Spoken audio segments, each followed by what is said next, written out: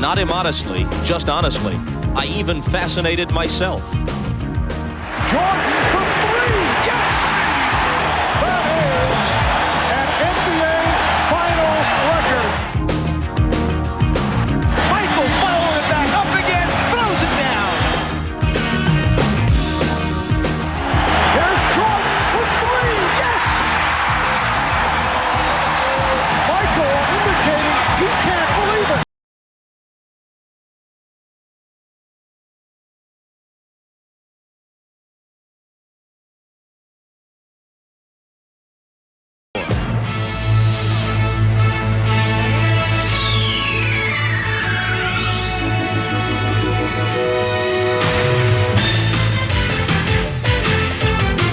This is the NBA on NBC. The 1992 NBA Finals. Tonight, Game 2 between the Portland Trailblazers and the Chicago Bulls. Chicago Stadium seen through the haze. The Portland Trailblazers hoping to break out of the haze in which they played on Wednesday night as they were blown away 122-89. These fans still buzzing about Michael Jordan's performance. He holds the playoff record with 63 some years ago against the Celtics. But Michael himself said, considering the importance of this game in the finals, it might have been his greatest performance ever. Through the years, the great Clyde Drexler of the Trailblazers has pretty much held his own head-to-head against Michael. But after viewing the game films of Game 1, he said it was like something out of a Stephen King horror flick. Good evening, everybody. I'm Bob Costas. Welcome to Game 2 at Chicago Stadium. We're joined momentarily by Marv Albert and Mike Fratello. Magic Johnson was with us here for Game 1 and will be again in Portland. He is absent tonight, but it most certainly is an excused absence because last night in Los Angeles, Magic and wife Cookie welcomed a new addition, Earvin Johnson III. There he is. And Magic, we're pleased to say that both mother and child are completely healthy.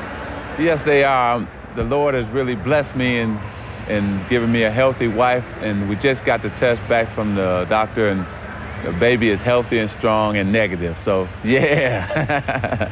We're really happy for you. Because our time is short, we've got to shift gears quickly. We're wondering about Portland's ability to bounce back. You were involved in a game in 1985, first game of the finals at Boston Gardens. Celtics were the defending champions, the so-called Memorial Day Massacre. They destroyed you, 148-114. You had 3 days between that Sunday and Game 2 on Thursday. How did you regroup to notch a victory in a close game in Game 2 and eventually win the series in 6? Well, Coach Riley made us watch a lot of films. He said we weren't physical enough and mentally tough enough for that first game. So we regrouped, got back together. We were more physical in Game 2. Mentally, we were stronger. And we end up beating them in Game 2 and in the series because we got physical. So it can be done. There have been other occasions when teams have been embarrassed badly in the finals and come back to either stretch the series to 6 or 7 or in fact win it. But in your case in 85, you were already a championship team. You had won before and you would win again. You had a great coach in Riley. You had Magic Johnson, James Worthy, Kareem. My question about the Trailblazers is, are they up to it? What do you think? Well, they can definitely do it. What they have to do is come out, be more aggressive, be more physical, and make Michael drive, make Pippen drive, and then when they do that, get back to that great team defense that the Portland Trailblazers have been displaying in the playoff thus far. Magic, thanks. We'll check with you again at halftime, and we'll see you in Portland. And once again, congratulations on the arrival of the little one. Thanks. Okay, talk to you later. Mike Fratello has his own thoughts on how the Trailblazers might regroup and try and slow Michael Jordan and the Bulls down. Here is the Czar courtside with Marv Albert. They'll call the game. Marvelous? All right, Bob, and for Michael Jordan, Game 1 on Wednesday night, it certainly was one of the most incredible performances in the history of the NBA Finals. Mike, what do you feel Portland's approach will be to try and defend against what has to be considered an enormous problem in Michael Jordan? Not an easy problem to solve, but you must try to have some type of damage control. You start out with a game plan. You have Jordan guarded by Drexler, 6'7". If Drexler's not doing the job, you switch. Bring Terry Porter over, put him on Jordan. Quicker feet, a better one-on-one defender. Move Drexler to guard the other guard for Chicago. Then decide where you want to force Michael Jordan. Do you want to force him to the baseline, or do you want to bring him to the middle of the floor off the dribble? That will enable the other defenders to know ahead of time where the help is going to come from. Next thing, try this. If he touches the ball, go run and double team him quickly. Get the ball out of his hands. The problem, when he's behind the three-point line, it opens up so much more of the floor to cover for the other defenders. Now, last thing and most importantly, pray. Because if you don't, he just might knock out another 6 out of 10 three-pointers. Obviously, a key element in the coaching success of the Czar, going to the prayer route. Now, coming off the blowout, what does Portland have to do to turn it around? How will they react? You look to see how much inner toughness a team has. During the course of this season, Portland was defeated 3 times by 20 or more points. On one occasion, they came back to start a 4-game winning streak. On another occasion, they won 7 in a row and 9 out of the next 10. So this team certainly has that bounce-back ability, and they'll need it this evening against Chicago. All right, and when we come back, Clyde Drexler and his Portland Trailblazers will seek to tie the series at 1. To Chicago on a 71-degree beautiful day in the Windy City. Now for the introduction of the starting lineups, the public address voice of the Bulls, Ray Clay. Good evening, ladies and gentlemen. The Chicago Bulls welcome the world's greatest fans to the Chicago Stadium.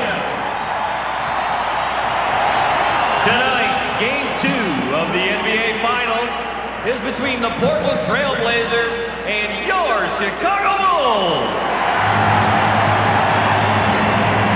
Now for tonight's lineups. First for the visiting Portland Trailblazers, at forward from Maryland, 6'8", Buck Williams.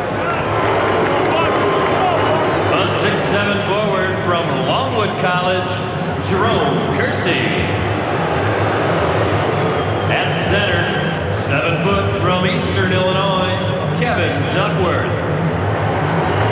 And 1 guard from Wisconsin, Stevens Point, 6'3", Terry Porter. And the other guard, 6'7", from Houston, Clyde Drexler. The Portland Trailblazers are coached by Rick Adelman.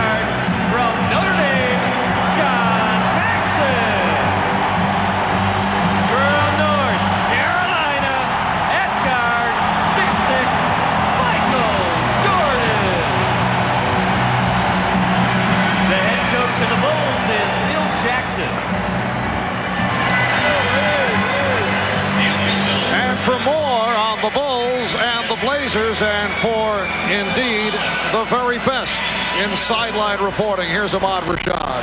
All right, Marv. Well, everybody is talking about Michael Jordan since Game 1, including Clyde Drexler. I asked Clyde about it. He said, you know, it's the most extraordinary shooting exhibition that I have ever seen. Unfortunately, it was against me. I said, so how will you check him tonight? He said, I will give him the 3-pointers until he starts making them. Then I'll have to pick him up, even if I have to go out to the half-court line to pick him up. On the other end, Clyde said, I will be much more offensive-minded. Michael Jordan, same pregame routine of lifting weights. And Marv, while it is doing wonders for him, to be honest with you, is doing nothing for me. As a matter of fact, I'm so sore, I can barely bend my arm to hold this microphone. About we were going to point that out ourselves. The officials, Paul Mihalik, Hugh Evans, and Jess Kersey.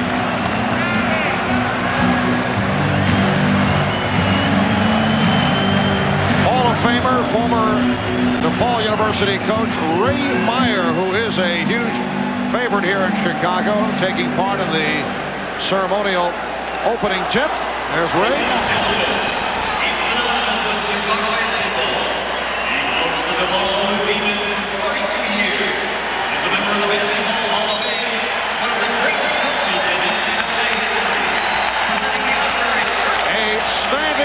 Ovation for Ray Meyer.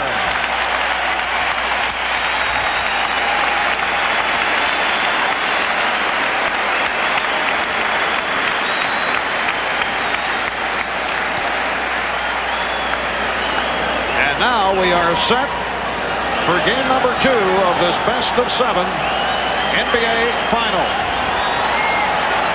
Bill Cartwright, Jerome Kersey on the opening tip, controlled by Portland. And you recall in game 1, the Blazers opened up by hitting their first 7 field goal attempts. Look for both teams to go inside early, and Portland starts it out with Buck Williams, who really was a non-factor due to fouls and playing time in game 1.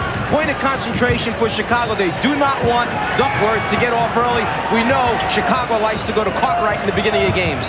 And Duckworth also got into that early foul difficulty and never did get into it. Here is Jordan. Yes! Michael Jordan from 2-point range. Now Drexler for 3. Rebounded by Grant. Pippen with the change of pace finds the open Jordan. Kersey had it slapped away. Good play by Grant. Last touched by Kersey. Jordan teeing up the first one, gets a good look at the front of the rim, and knocks it out in the bottom to start off, and immediately Clyde's got to be saying, uh-oh, hope it's not one of those halves again. Pippen worked off the screen. And the officials check it out. Paul Mihalik with the call says last touched by Drexler. Last game, Chicago came up with 16 offensive rebounds. Too many second shot opportunities. Portland must do a better job defensive rebounding.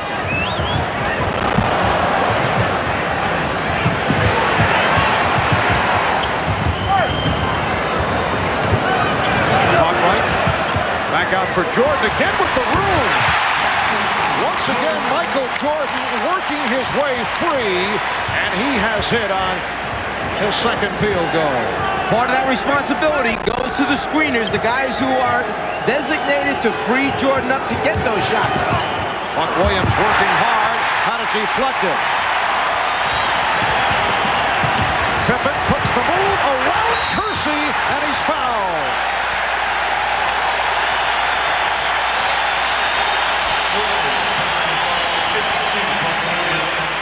Sets a good screen on Drexler, who's supposed to be guarding Jordan. So Porter tries to come out on a switch out last time, but it's too late.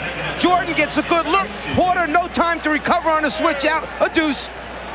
Buck Williams called for the foul. Buck Williams a bit upset with the officiating of Jake O'Donnell in game number 1. He felt that his statements made before the series with Chicago hurt him. He had said that Portland will be more physical than Cleveland against Chicago. And Buck, as you mentioned, in the early foul difficulty, played only 18 minutes because of the fouls. Well, when the players play all season to get this far, and then in the first game they wind up sitting on the bench, you're going to have some type of reaction. But we all know Jake is right up there, top official in the NBA. It's just one of those nights where the fouls came Buck's way.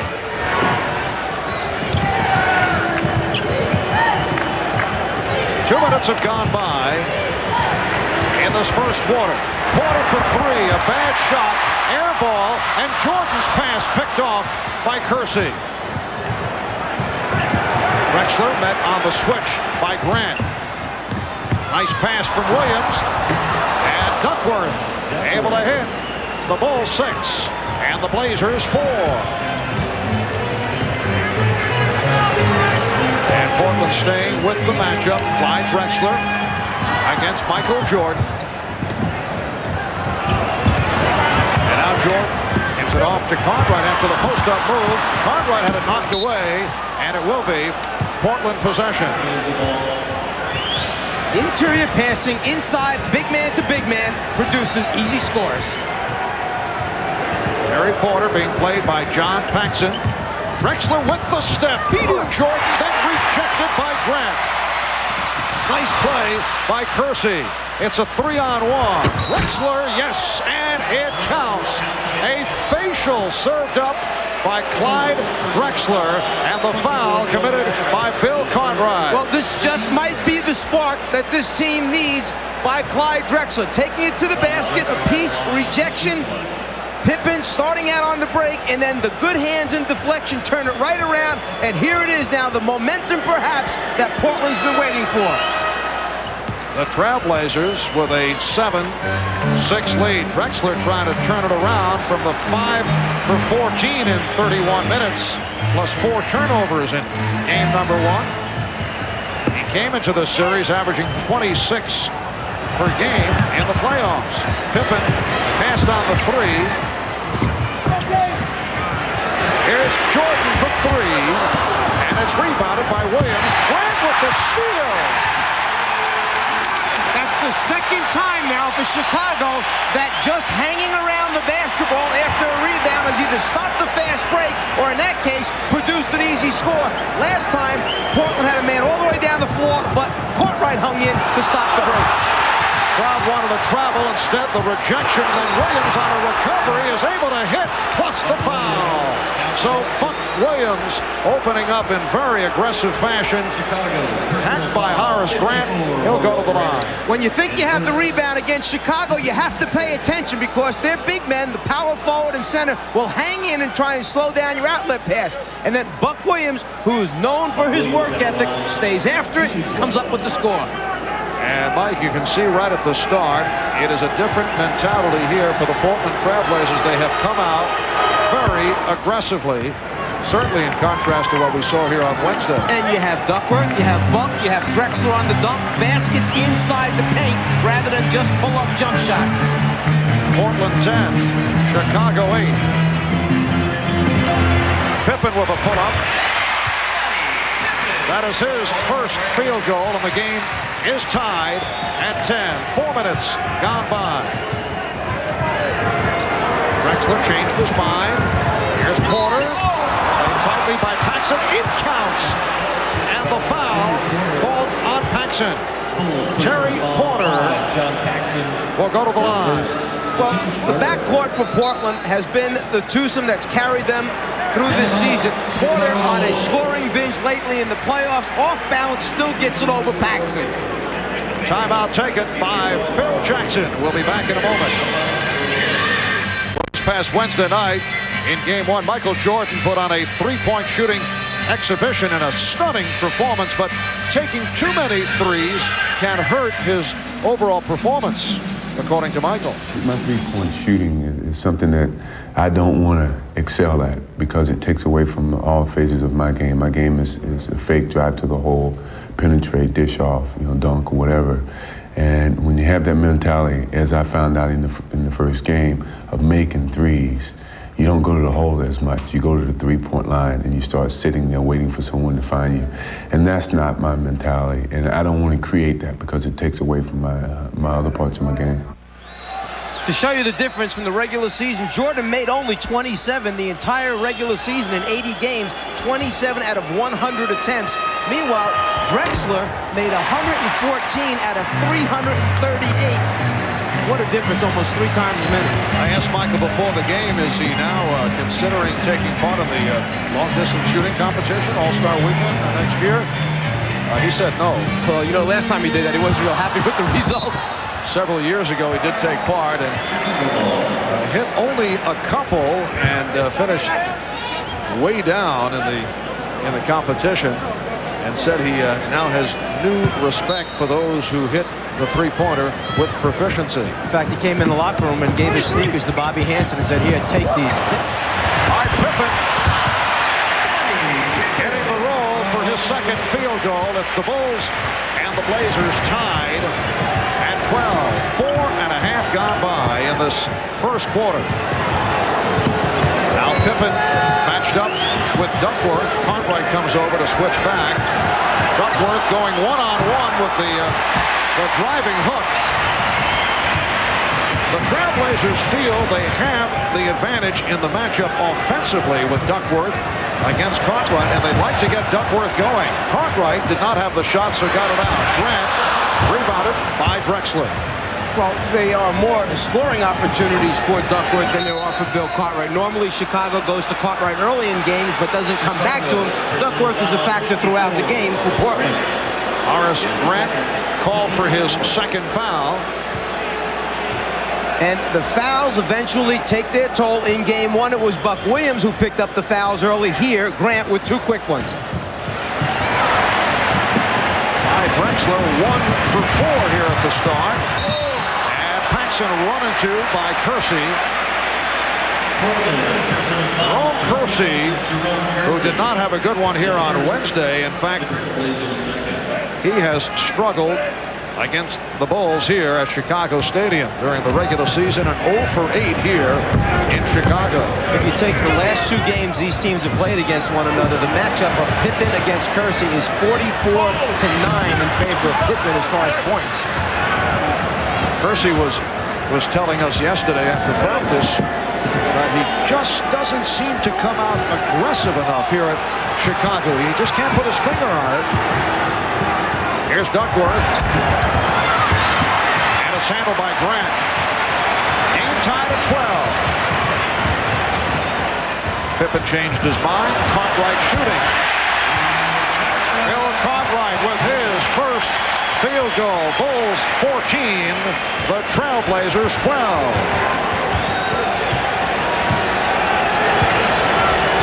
Scott Williams getting set to come on for the Bulls. Williams with the move and foul. Jordan came over to help out. Horace Grant let Buck have the step he did not want to pick up his third and looked for the help, and he got it, but the foul called on Jordan. And I'm not so sure that Grant wanted to be up that tight on Buck anyhow. Once he catches it outside, he's not going to hurt you with his shot. Instead, Jordan comes over to try and save the easy score, commits the foul. So Grant sitting down. Leaves with the 2 fouls. He's played very well. And Scott Williams, who had a solid playoff against Cleveland and then followed up in game 1 here the other night with a 6 for 6, 12.9 rebound game. And look at the contribution by the Chicago bench in that first game. Overall, 15 for 24 from the field. With Williams, Livingston, and Armstrong doing the job off the bench. And remember, they were questioned during the course of the Knicks and Cavalier playoff series. Well, it seemed like each time they got questioned, they managed to bounce back with a pretty good performance. Good play by Portland to stop Jordan. Here's Kersey. Jerome Kersey with his first field goal, giving Portland a 16-14 lead.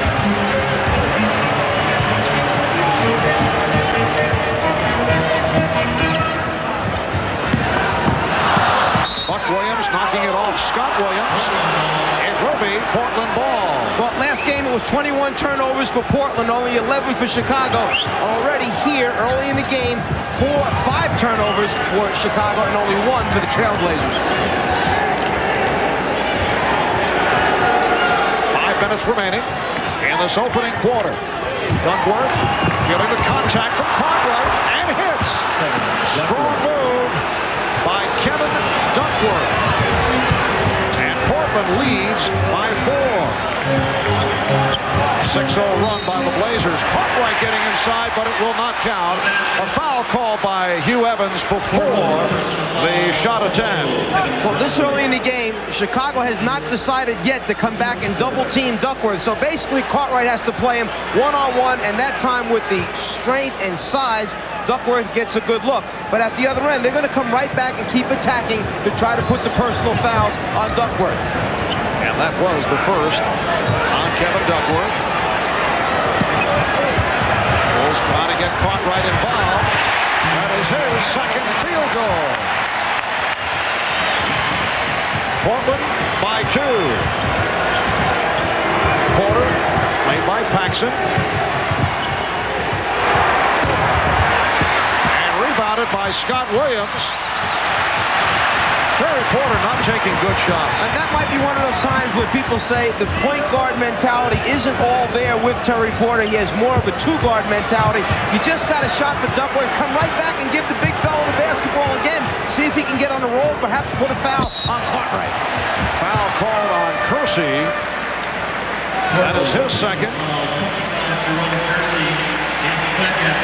Substitution for the Blazers, Cliff Robinson replacing Jerome Kersey, leads with a field goal, 2 rebounds. Cliff Robinson did a good job in game 1, 24 minutes, 16 points. Cliff Robinson in his 3rd season out of the University of Connecticut. Once again, when Robinson came in game 1, that false sense of security right away, he knocked out a jumper from about 17 feet. Everybody felt their jump shots were going down. They stayed with him. They stopped falling, unfortunately, for Portland. And the foul called on the Blazers, so both the Blazers and the Bulls are now over the foul limit. That's on Drexler, his first, so Cartwright to the line. Is it possible that Portland actually hurt itself by coming out and hitting 7 for 7? For the most part, they were outside shots, so they end up settling for the jump shot. Well, when there is a distribution between the shots and everybody's making their initial jumper, what happens is you got too many guys feeling good at the same time, and they all want to keep it going, and you get away from the game plan, and that's exactly what happened. Rick Adelman said, all we're going to do tonight is try to execute what we intended to do in game number 1, but never really got to. Just do it better. Because you're aware there are players around the league, when you're coaching against them, you like them to hit their first or second jump shot because they'll usually stay out there and then take bad shots.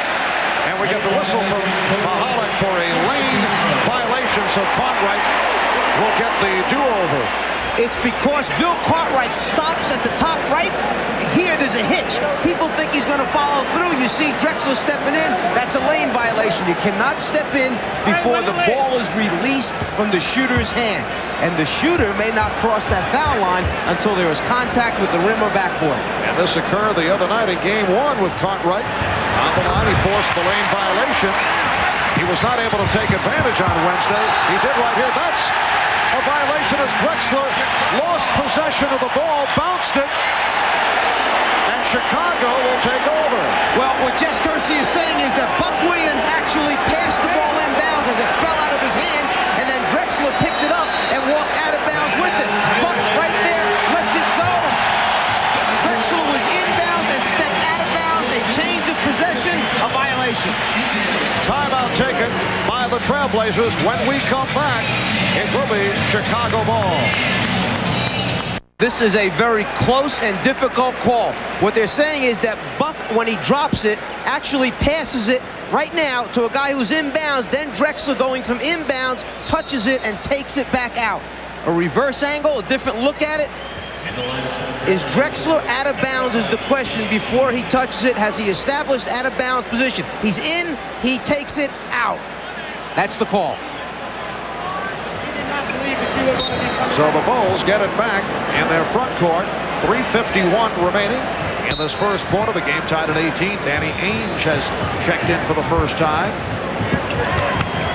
Bulls have Jordan and Paxson in the backcourt. Williams up front with Cartwright. And Pippen. Williams with the step. Rebounded by the Blazers. So Ainge and Porter now in the backcourt. Drexler up front with Robinson. Williams, nice move by Porter. Terry Porter able to penetrate, and Portland leads 20-18. defensive shift right here. Porter playing Michael Jordan. And Ainge with the rebound. Jordan has hit 2 of 5 from the field. Porter again on the penetration, but this time threw it back out. Here's Ainge passing on the 3, hitting the 2. Danny Ainge with his first field goal, and Portland leads by 4. One of the things the Bulls do so well is they fly at the jump shooter. So when Ainge just showed the ball like he was going to shoot the 3, Pippen flew right by him. One dribble, wide open shot for Danny Ainge. Now Drexler stays on Pippen, and the matchup continues. Porter going against Jordan. A pushing foul charged to Cliff Robinson. That is his first. Well, Cliff Robinson is just not strong enough to play Bill Cartwright down in the low post. And if the Bulls continue to go to it, Cartwright either will go to the free throw line or score easy hoops. Bill Cartwright, 2 of 2 from the foul line. He had been having all kinds of problems at the line during the playoffs. Hit 3 of 4, though, the other night. When this same thing happened in game number 1, after Robinson played Cartwright just once or twice, the Blazers made an adjustment. They took Buck Williams and played him on Cartwright. Unfortunately, Buck got in foul trouble, was on the bench.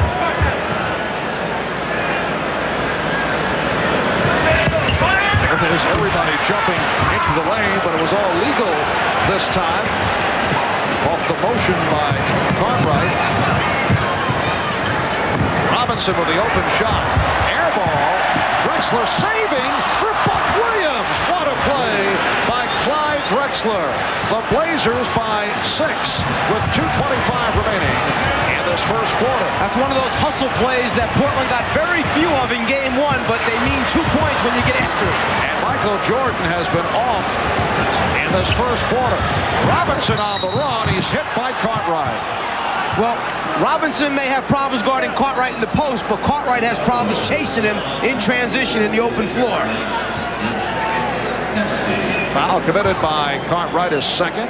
You look for effort points in the games, little small things that will make the difference. Chicago stops going after it. Drexler does it, saves it, 2 points as a result. Cliff Robinson, not a good free throw shooter at 66%. Surprising, you look at both these teams, Chicago and Portland have not been good foul shooting teams right through the season. Well, in game number 1, actually, Portland shot pretty well from the free throw line, and the free throws are pretty even. 23 attempts for Portland, 22 for Chicago. Portland shot 78 in game 1. The Bulls only 68. They have struggled from the free throw line, Chicago. Cartwright sitting down, leads with 6 points, 2 personal fouls, replaced by Cliff Livingston. Cliff Robinson, a second-round draft pick, who actually had the knock in college at University of Connecticut at being on the soft side. That's certainly not the case in the NBA. He has been a very tough, solid player, and a player who can defend all 3 front court positions. Well, according to Rick Adelman, his entire team was too soft in game 1. It counts, and the foul. Michael Jordan with 6 points, and he'll go to the line. Robinson picked up the foul. Chicago leaves the post area open so that Michael can flash, turn, face, and then so quick with the first step, you have to get to him immediately if you intend to double team Michael, or it's too late. He splits the defenders. And as Michael mentioned earlier, he is more comfortable showing all phases of his game. He did attempt 1 3-pointer earlier this quarter, did not hit it. But he was very candid in saying that's not his game. That was certainly an aberration, and we are seeing the all-around skills of Jordan. He'd rather go to the drive and the short-range jump shot. B.J. Armstrong has checked in for the first time. And Enos Oakley, a one-time Chicago Bull, who played briefly in game 1, has come out. Oakley with the ball being played by Armstrong. Portland with a 4-point lead. 1:45 to go in the first. Robinson posting on Livingston. Nice fake through the foul. Livingston charged with the foul. Robinson back to the line. Cliff Livingston's going to give up 3.5 inches to Robinson, and Cliff, a shot blocker, sometimes gets a little bit too anxious. He's always ready to go up, try to get a piece of it, and you need to stay down on those pump fakes. But then again, when you're that close to the basket, you can't stay down too long, or the shot's up and in. Robinson's 2 of 3 from the line. Cliff Robinson has certainly progressed in the playoffs, also getting more and more playing time. And Portland again by 6. Ainge with the pressure on Pippen. Drexler is back regarding Jordan. Pippen posting Ainge. Williams over to help. Good play by Robinson to break it up. Shot clock at 7. Scott Williams able to collar it. Feeds Jordan. Armstrong shooting. And both Pippen and Williams went for the tip. As a result, it was knocked out of bounds. But you saw great patience and confidence by Chicago. One more pass each time. Just when you think it's got to go up, no. They believe in each other. They know how much time is on the clock, and they stay with it.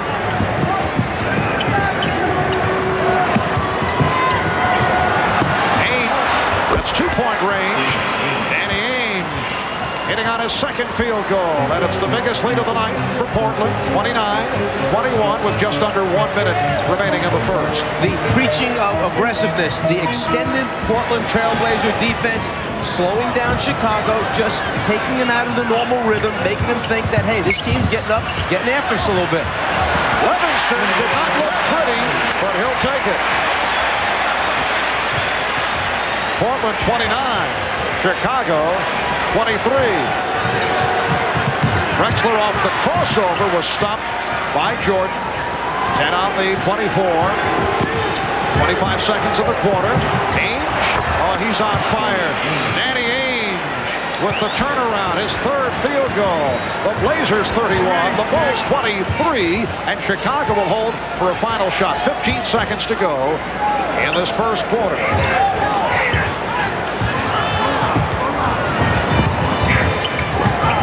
Jordan tried to find either Armstrong or Pippen, and miscommunication leading to the turnover. 4 9/10 seconds remaining in the first quarter. Oakley trying to get out of the backboard.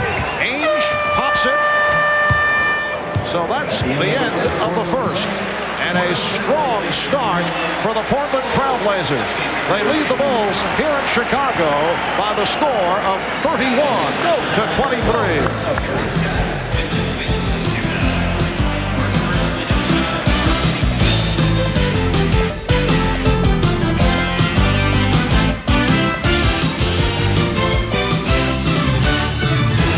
Chicago Stadium. Now, I have been doing some research. When Michael Jordan caught on fire in Game 1, it had an effect all over the stadium. Here at this concession stand, where they normally do a lot of business, business was down during the first half 40%. And it wasn't only here, Marv. It was also at the hot dog stand. They usually 1,000 hot dogs in the first half.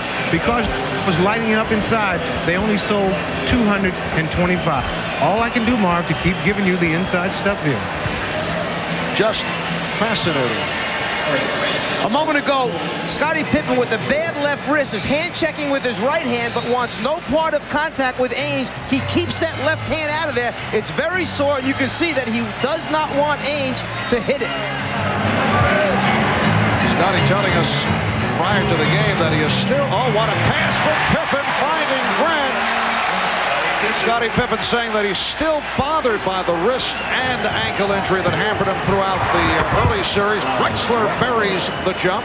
Pippen had problems with the Knicks and the Cavaliers, not only because of the wrist and ankle. They certainly did a nice job on him, but that did hurt his offensive game. Here's Livingston going to the jump shot. Livingston. So the second quarter opens up with both clubs coming out, firing up shots and hitting. Blazers with a 33-27 lead. Drexler met on the switch by Pippen. Drexler is stopped, and a loose ball foul called against Portland. It's Clyde Drexler.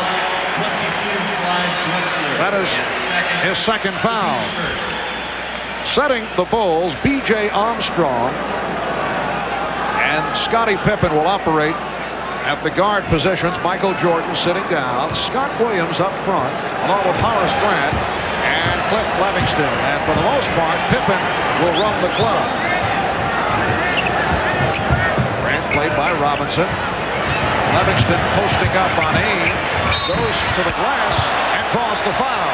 And you've got to understand that there's no way Danny Ainge can play Livingston down in the low post. All the Bulls do before every game is come out and play little one-on-one inside games with Livingston against Stacey King and Scott Williams. And to have a guard like Ainge trying to play him, Livingston's confidence level right now is way up. He just feels he can back him down, get it to any spot he wants. And the Bulls, they believe in it. They go to it right away when they see the mismatch. Livingston has 3 inches on Ames. Livingston at 6'8". He is only a 62% free throw shooter. And once again, similar to a year ago, getting the minutes in the playoffs, in particular in the finals. He emerged against the Lakers last season in the championship series. Blazers lead by 5. Minute and a half gone by. Second quarter. Duckworth certainly had the position. Loose ball foul called on Portland as Scott Williams was sent to the floor. Loose ball foul, Portland. Duckworth picks up his second. Kevin Duckworth goes 7 feet, 280 pounds in his 6th year out of Easton, Illinois. He struggled most of the season. Did not have the good playoff series last year, although he felt that he took too much of the blame for the disappointing showing in the playoffs. Made some strong statements here at the shoot-around the other day. Meanwhile, Portland stays with the matchup. Ainge trying to cover Livingston. Ainge got some help, and it was last touch by Portland. Kevin Duckworth the other day making the comment that he feels he will not be a member of the Portland Trailblazers next season. He said he feels he's gone. That's it. Well, he's a very sensitive young man. He's been reading and hearing that all these problems were his fault, and he just thinks that, hey, if they don't win the whole thing, they're going to try and make a move, shake the team up a little bit. Here's Pippen with the shot clock running down. He just did get it off. Scott Williams to the offensive boards. Pippen. Oh, what a... Scottie Pippen with the gorgeous setup for Horace Grant. The Bulls with a 7-2 run. Here's Drexler. Yes! And the foul. Clyde Drexler comes roaring back. And the Blazers lead by 3. Timeout being called as you get another look first at Pippen. You associate Pippen getting his assists on fast break transition, but he can do it in the half-court area as well. And then Drexler puts the pressure on with the drive to the basket. Chicago Stadium, Marv Albert with the czar of the telestrator, Mike Fratello, along with Ahmad Rashad, Bob Costas, Quinn Buckner. Another look at that drive by Drexler a moment ago. As it turns out, the official said the foul was committed before the shot attempt, so the basket does not count. Questionable call because there were no more dribbles. It was in the act of shooting. Drexler continued with his movement, momentum to the basket. Could very easily have counted. Blazers lead by 3. Clyde Drexler will get a rest. So Clyde sits down, 2 of 6 from the field, 5 points. Jerome Kersey is back. Ainge and Porter in the backcourt. Kersey, Duckworth, and Robinson up front. And a holding foul being called on Chicago. Chicago personal foul 10. A.J. Armstrong picks up his first. Michael Jordan returns. Scottie Pippen will depart. Pippen leaves with 6 points, 3 assists. Michael Jordan sat out a couple of minutes. Armstrong guarding Porter. Williams on Duckworth. And he's called for the travel. Kevin Duckworth is anticipating the fact that Chicago's going to come and double team. In fact, they're just staying at home and letting their post people play him straight up. He needs to just be more aggressive, take it to the basket quicker. Then eventually the double team will come. Cliff Robinson now matched with Michael Jordan. Jordan with the fake. Yes.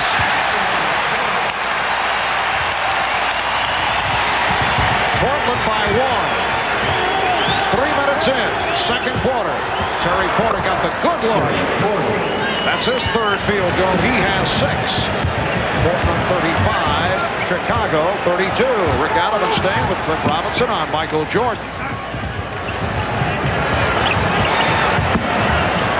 Jordan to the crossover. Shot clock at 5. Jordan. Michael Jordan has 11. Portland leads by 1. When you realize how many times players on the team throw the ball back to the superstar with just 5 or 4 on the shot clock and say, bail us out, baby, and they do it, it shows you how great they really are. Armstrong trying to pass off the dribble, fortunate to recapture. Now Ainge guarding Jordan. Livingston. Grant trying to save it. It will be Portland ball. Jordan, being guarded by Robinson, knows that he can take him off the dribble, and then when he gets to the front of the rim, uses his body to protect the basketball, shields Robinson off so he can't get the block. Chicago outscoring Portland 11-4 in the second quarter.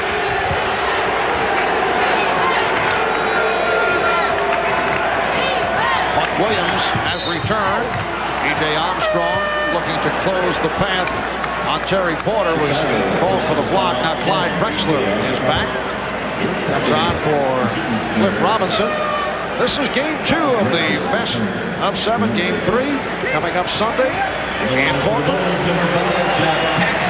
You'll see it right here on NBC, 7 p.m. Eastern Time, 4 p.m. on the West Coast. John Paxson for B.J. Armstrong. Just seems that there's a lot more shuffling in and out of players this early in game 2 as compared to game 1. Coaches going with different combinations on the floor, and then one coach trying to match up with a better lineup to the move that the other coach just got done making, the chess match. And we are seeing all kinds of combinations as Buck Williams connects on his 4th field goal to give Portland a 3-point lead. All kinds of combinations on the part of Portland to try and keep Michael Jordan in check, and they'll jump it up. Good play by Kersey. Kersey and Grant on the tie-up. Grant has a pair of hands. They're like a vice. Jordan goes up at the last minute, drops it down, and actually Kersey had the ball, and Grant gets in there late, gets his hands on it, and manages to be strong enough to tie him up and force the jump ball. Nobody is covering the backcourt right now for Chicago. Porter could get an easy breakaway. However, the tip comes to Jordan. Feeling around for Porter. Paxson. They double up on Paxson. Livingston, a wild shot. Cliff a bit out of control with the shooting. We were talking early, sometimes you like to see players hit a couple from the outside. Well, that is an illustration of it. Drexler. And Clyde forcing an outside shot right there. Going back to Livingston, see, he's been placed in the prime passing position of the postman in the triangle, and the ball starts in that spot most times, so you're putting a lot of pressure on Cliff to make big decisions with the basketball in his hands. Here's Paxson for 3. Yes!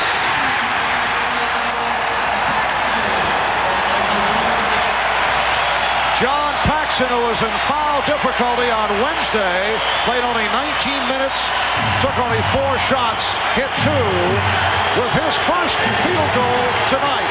And it's a 3-pointer to tie the game at 37. Paxson is shooting 60% from the 3-point line for all the playoff games combined so far this year. Shot clock at 6. Porter fires. Rebound Kersey. And now handled by Scott Williams. The crowd is right about at the level that Michael likes to hear it going. Pretty pass from Paxson. Scott Williams was blocked, although he thought he was fouled. Here comes Drexler, feeding Kersey. What a move by Jerome Kersey. That's the move of the night. And it started for Kersey with the last play when he tried to get the offensive rebound. Those are the type of things that get Kersey going. And then the transition game enables him the opportunity to get up and get the do so. Kersey feels more involved. The Bulls take a timeout. Blazers by 2. Another look at Kersey. The double pump scoop got the roll. We'll be right back. Game 1. Portland has certainly turned things around in this first half. We were talking about this with Danny Ainge, a one-time Boston Celtics, who can relate to coming back from a blowout. Well, I've been involved in 2 cases just like this. I remember in '84, the series was tied 1-1, and we went to play our first game in the Forum and got blown out by 30-something points. Came back and won the series. In '85, in Game 1 in the Boston Garden, we blow the Lakers out by 30-something points, and they came back and win the series. You know, this is just one game. You know, it's not the Tour de France. We don't start out 33 down in Game 2. It starts out 0-0, and that in itself might give us some momentum. Czar, I'd have to say that's the first time I've heard a reference to the Tour de France by a basketball player. But, you know, coaching these players, it's one of the amazing things, their ability to put behind them what happened in the last game and move on to the next one and be very successful. Scottie Pippen, and receiving that pass, had stepped out, so it will be Portland ball. They lead it 39-37. 5:20 remaining in this first half. The lead misfired, and back comes Jordan. Michael Jordan with the move on Porter, then gave it up to Paxson. Loose ball foul called on the Bulls. That is the first called on Pippen. That last play by Jordan driving and then kicking back out to that right sideline just reminded me a little bit of Game 5 in the championship series a year ago against the Lakers, except it seemed that Paxson never missed in that game. Duckworth. Well, Cartwright is back on the floor. Pippen. Well, he tried to get a little too cutesy with that pass, looking to hit Grant with the one-bounce shot.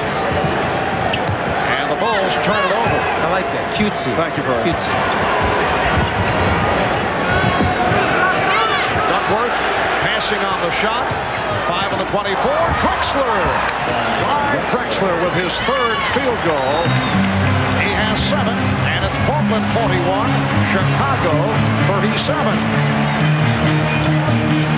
Paxson and Jordan at the guards. Cartwright, Pippen and Grant up front, so Phil Jackson is back to his starting unit. And that pass thrown away by Jordan. Clyde turns the corner, and normally the next defender is there for Chicago to stop the penetration. That time, no one to help Michael. And what's happened now is a strong commitment that when Michael Jordan catches it in the post, Portland is double-teaming him immediately. Buck Williams came right over. Jordan tried to kick opposite to Pippen in the spot-up area. He just wasn't there in time. Round 1 of the fouls. Paxson took a shot. Williams giving Portland its biggest lead of the game. 20-second timeout. And a 20-second timeout is taken as John Paxson was shaken up. And Chicago trainer Chip Schaefer out to take a look.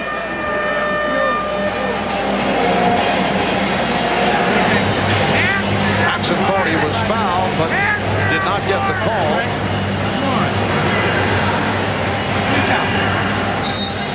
Well, look at how Paxson was injured right there on the little dribble handoff move. He runs into Kevin Duckworth, and you're lucky you're still alive when you get done running into Duckworth. The big shoulder of Kevin. John Paxson with the injury. John Paxson saying that he's all right. John Paxson spent 2 years with the San Antonio Spurs. This is 7th season with Chicago. 9th year of the NBA out of Notre Dame. They They double up on Jordan. That a rare sight. Paxson wide open. Yes. So Portland's lead is 4. 3:20 to go. First half. Drexler. Drexler not able to hit the outside shot to this point. Good hands by Grant. Portland retains possession. A few moments ago, when Jordan was posted up down low and the ball went in, you'll see an immediate double team take place by Portland. They did not do this in game number 1. They left Drexler by himself. The result, a turnover by the Bulls. Kersey setting the pick.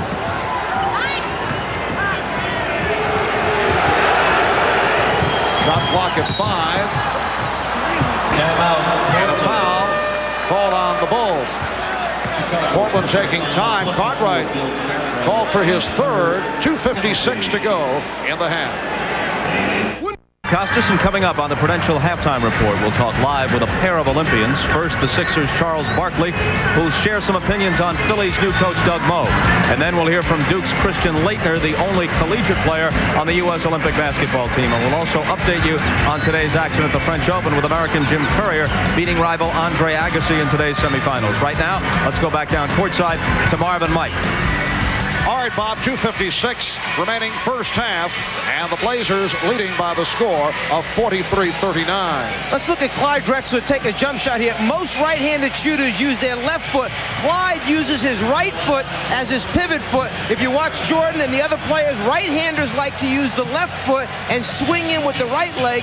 Clyde does it just the opposite most times, and perhaps it's a reason that he's coming up short on the shot. He's not getting the same lift or power from his legs. And not shooting well here in the first half. Overall, 8 for 23 over the first 2 games.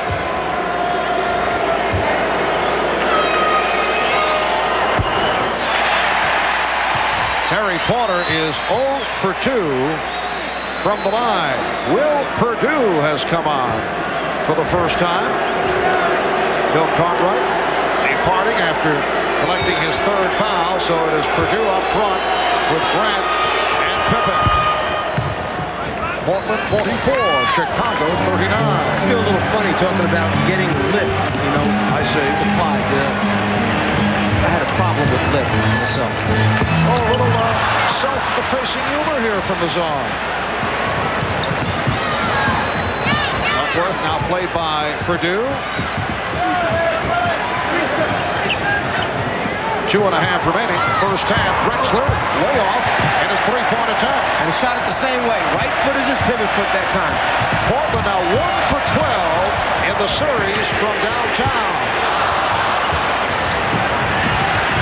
Blazers. Oh, that's Kersey once again excelling in the open court. Portland is now 0 for 6 from three-point land this evening. But they lead 46-39. Scottie Pippen. And Pippen has been off. Kersey double team. And it's a 3-second violation. This is where Jerome Kersey can flourish. If they defensive rebound, get out in the fast break, let him run the floor, and then Clyde, who plays so unselfishly, will find him. If his jumper's not going or the opportunities aren't there, do it other ways. Offensive rebounds or run the floor. Michael Jordan, yes. The post-up move displayed by Jordan. He's 6 for 10, 13 points. Chicago trailing by 5. And Jordan that time turned opposite the way he had been going in game 1 on that fake jumper back to the basket. Had set Drexler up from game 1 and changed in game 2. Kevin Duckworth getting the roll. 6 points for Duckworth. The Blazers lead 48-41. We come up on 1 minute remaining. First half. There's the double team of Michael Jordan again by Buck Williams, trying to make Michael give the ball up. Pippen not able to hit the 3. Perdue gets to it. Jordan for 3.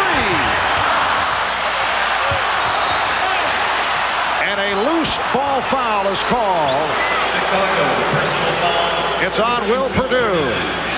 In game one, Jordan had turned left shoulder. This time he turns right shoulder away and leaves Clyde flat-footed, gets a clean, wide-open look at the basket. Michael Jordan 0 for 2 tonight from three-point range. You'll recall he did not start well in that department the other night. Incidentally, he said that he had no definite plans to launch that ballistic arsenal on Wednesday, but spent about an hour and a half practicing three-pointers that afternoon with his college roommate and teammate in North Carolina, Buzz Peterson, and he felt good about the shot. He was hitting him in practice with Buzz.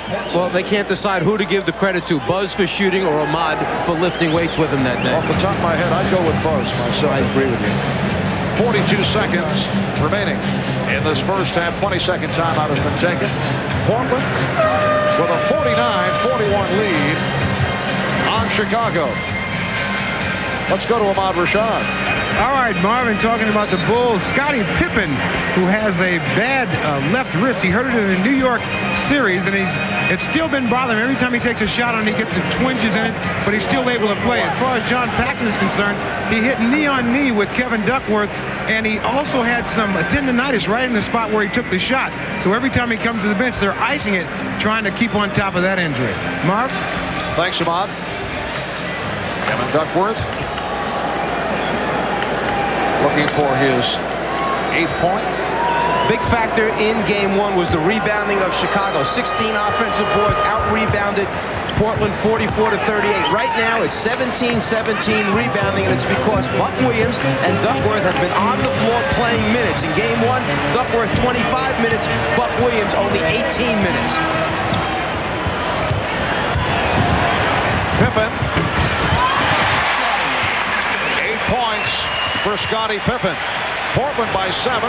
Pressure being shown by Chicago. And Phil Jackson is up, motioning to his players. Let's go. Extend the defense. Let's get up and get after him. Let's make some things happen. Let's hope that we wake up this crowd that's sitting here right now.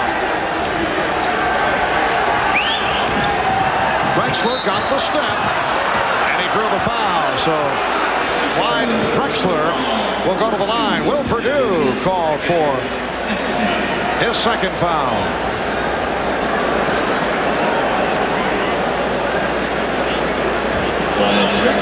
Bob Costas, Quinn Buckner coming up. Just a moment with the Prudential halftime report. Other than Michael Jordan, probably no player in the NBA is as creative or unstoppable as Clyde Drexler. And this year he added another dimension to his game, the three-point field goal. He has become a complete player, although to this point, over the first 2 games of the finals, we have not seen it. Clyde only 5 for 14 in game number 1, and has had his ups and downs here in the first half. 3 for 10 from the field. Although the other dimension here tonight, he does have 7 assists. Final seconds of the half. Paul Mihalik indicating the foul on Cliff Robinson. That is his 3rd. And it's a non-shooting foul with 7 seconds remaining in the half. In game 1, Portland had 51 points at the half. They have 52 right now with 7 seconds remaining. The difference is that Chicago had 66 points at the half. Jordan 35 in the first half. Right now, Jordan has 13 points. The Bulls 43 points. In game 1, the Bulls exploded, led by Jordan in the 2nd quarter.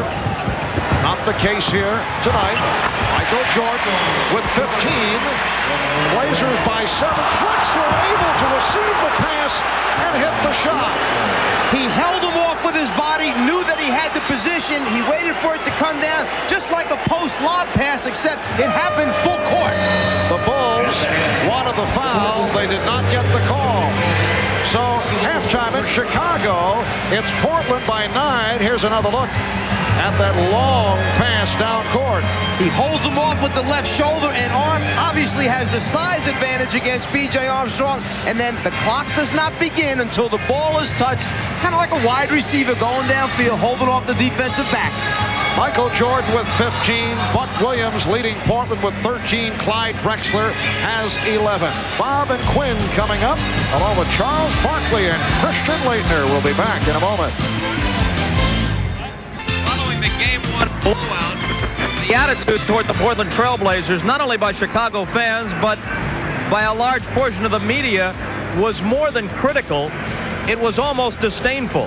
And in the face of all that, and in the face of the hostile crowd here, feeling, I guess, almost as if it was about a dozen of them against the rest of the basketball world, they come back to lead the Bulls at halftime here, 54-45. Jordan has 15. Drexler has 11. Jordan, after being unconscious from three-point distance in the first half in Game 1, 0 for 2 on a pair of three-point attempts tonight. Buck Williams, a big contributor, held to 3 in Game 1, 13 points in the first half tonight for Portland. Portland has not been beaten off the offensive boards and hasn't turned the ball over the way they did in the first half in Game 1. That's a big factor. So, we welcome you to the Prudential Halftime Report. I'm Bob Costas. I'll be rejoined by Quinn Buckner momentarily. Now, stick with me on this because eventually it comes back around to basketball. The opening ceremony for the Summer Olympics in Barcelona is scheduled for 7 weeks from tomorrow. And today, a time-honored tradition took place in Olympia, Greece. The lighting of the Olympic flame amid the ruins where the Olympic Games were born. The first leg of the journey is 235 miles to Athens and then across southern Europe to Barcelona, where the flame will arrive in the Olympic Stadium on July the 24th. There will be more than 600 athletes in the American contingent, and not too many are as recognizable as the man who joins us now from the San Francisco area, San Rafael to be exact, Charles Barkley. Now, Charles, first of all, you picked Portland to win this series. It didn't look so good after Wednesday. It looks a lot better after 24 minutes tonight. What are your thoughts? Well, I think you can't make a big deal out of one game. Michael was unconscious in Game 1, but I felt like Portland will come back really strong tonight, and I'm not a fair weather fan. I'm sticking with Portland. Last week, we had your new coach, Doug Moe, in the studio with us in New York, and we put up the quote that you issued after he was hired, and here it is. You can bring in Pat Riley, Knute Rockne, anybody you want. With the team we've got, we still aren't going to win. So you feel that Doug Moe isn't enough. Would you still like to be traded? Only if the team, I've enjoyed playing in Philadelphia for 8 years, and I would like to finish my career there. But looking at the Eastern Conference, it's too tough to be in the Eastern Conference right now with Charlotte coming on, Miami, teams like that. So if we're not going to get better, I prefer to go on if that's possible. You'll be 30 before next season's over. Do you have a sense that the meter is running sometime in the next 2 or 3 years? If Philly doesn't make dramatic changes, you've got to get traded to a contender to fulfill your career? Well, I would like to play basketball for 3 more years. And not that I'm desperate to win a championship. I would just like to have an opportunity. And right now, we're not even close. And I think that's the thing that frustrates me the most. Charles, I'm going to go back to the game here for a second. Let's think about this game here with Portland. I had played in the game in '85 when the Celtics blew out the Lakers and the Lakers came back. One of the things that was important is that you come in at the half and you got some momentum, feeling like you got some life here. Do you think that's one of the things that the Trailblazers have done for themselves with this league going back into the second half? Well, I think that's very important. They did come out and not get right down.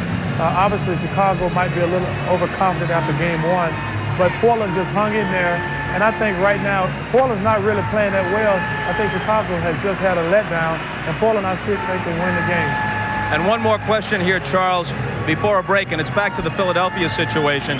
Even though you say you still think they should consider trading you, even though you feel their personnel isn't good enough, the Doug Moe move itself is one you have to approve of. He's known as a player's coach. He plays an up-tempo style. So you have to be happy about that, right? I think Doug Moe is a great basketball coach, and he's a very nice man. But I think that for me, I'm only concerned about winning. And I don't think it's fair to the fans, and it's definitely not fair to me to go out there and not be able to win every night. All right, Charles, sit tight. We'll ask you to rejoin us in the next segment. Coming up next, we'll be joined by one of Charles Barkley's Olympic teammates, former Duke star Christian Laettner. That's right after this message from Prudential and a word from the NBA.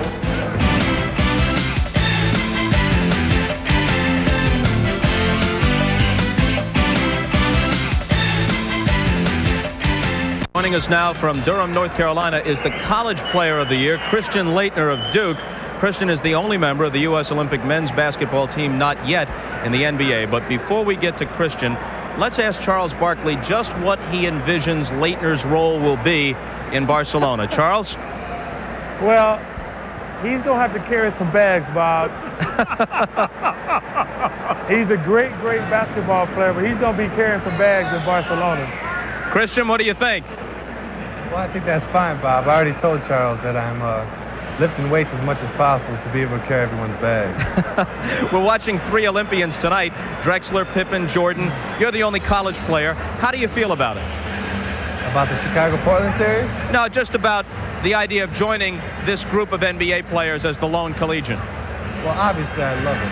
It's a big thrill for me, and I'm honored. And the thing I'm looking forward to the most is practicing with the actual kids on my team, with the men on my team, because I think that's the thing that will help me the most and get me prepared for the NBA the most. Have you given much thought to the upcoming draft? It's pretty clear Shaquille O'Neal goes with the first pick, and then Alonzo Mourning with the second. The question is, will Minnesota take you with the 3rd slot or go for Jimmy Jackson from Ohio State? And if they passed on you, almost certainly Dallas would grab you in the 4th slot. Have you given it much thought? Yeah, I've thought about it a little bit, but mostly it's been rumors that I'm hearing, and some people say Minnesota. Some people say if they pass me up, it's going to be Dallas. Bob, wherever I go, I'm going to love. Minnesota is a great place, and so is Dallas. I'm just looking forward to start practice on the 20th, and then on the 24th to watch the draft from San Diego. Christian, you played in a lot of international competition through your collegiate year. Do you think that you're going to be able to step up? Are you going to be afraid to tell Michael Jordan, Magic Johnson, some of the things that you learned about international competition when you go practice with them down in La Jolla? Well, I don't think I'll have to. A lot of those guys have had experience playing in the Olympics and playing internationally. And besides that, there's not much that I'm going to be able to tell them that they don't already know. Charles, let's get one more comment from you. The 76ers didn't make the playoffs. You haven't seen any competition for a while. How have you stayed in shape in anticipation of Barcelona? Oh, Bob, I haven't. Got a little pop better now. But hey, I'll be ready to go June the 21st. I'll be ready. All right, Charles, Christian, enjoy the rest of the game on television, and we'll see you this summer in Barcelona. Now, quickly recapping the day's action at the French Open. Men's semifinals. Defending champion Jim Courier thrashed Andre Agassi 6-3, 6-2, and 6-2. Courier will play Czech Peter Korda, who was also a straight set winner. He beat Frenchman Henri Lecomte 6-2, 7-6, and 6-3. The men's finals, Courier versus Korda, can be seen on Sunday beginning at 9 a.m. Eastern Time. And don't forget, the women's finals are tomorrow at 3 Eastern Time, with number 1 Monica Seles going against number 2 Steffi Graf. Well, that'll do it for Quinn Buckner and me from up here. When we come back, Magic Johnson will share his thoughts on the first half with Marvin Mike. That's right after these messages from your local station. This has been the Prudential Halftime Report, brought to you by Prudential. Come to the companies of the Prudential and build your future on the rock. Chicago, the Trailblazers and the Bulls warming up, getting set for the second half of play. The Blazers lead it by 9 at halftime. Marv Albert with the czar of the telestrator, Mike Fratello, along with Ahmad Rashad. And Mike, you could see right at the start of the game, Portland seemingly set the tone. They came out in much more aggressive fashion in contrast to what we saw in game 1. Well, you use one word, aggressiveness, but it carries over to all aspects of the game. And they started with defense, putting pressure on the passes, not making them easy ones, and then a strong concentration to go down inside, get the basketball close to the rim, rather than in game 1 where they wound up shooting just over 44%. They took too many outside shots. And these are tonight's Miller Genuine Draft halftime stats. Field goal shooting, 51% apiece. The Blazers 21 out of 41, and the Bulls 19 for 37. Michael Jordan, high man, 7 of 12 for 15. Let's go to Ahmad Rashad. All right, Marv, I just got finished talking to John Paxson, and he does indeed have a very sore knee. He has tendonitis in the knee, and he took that shot from Kevin Duckworth right on the knee, and it is bothering him. I also talked to Scottie Pippen. He told me he has a calcium deposit in the wrist of his left hand, and every time he gets a jar on it, it's very painful. But both of them have injuries that they'll be able to play with. Marv? All right, Ahmad, when we come back, we'll be joined from Los Angeles by Urban Magic Johnson. In Chicago, we are joined now by Magic Johnson, who is in Los Los Angeles and Magic, the vital statistics for Irvin Johnson III, 7 pounds, 15 ounces. Congratulations. Thank you. Thank you. I appreciate it. What are your thoughts on what you've seen in the first half? Well, I think from Portland's side is that their team defense has been excellent, is limited. Michael had 21 shots in the first half of the first game, and in this half of this game, he's only gotten 12 shots. So they really gotten his shot attempts down, and I think they've been aggressive. That's been the main thing for them. Well, Magic, defensively, they came out and said, we've got to get after them, and a big adjustment. They're doubling much more now than they did at all in game one. Yes, they are, and you know, another thing is they're getting their hands on a lot of balls.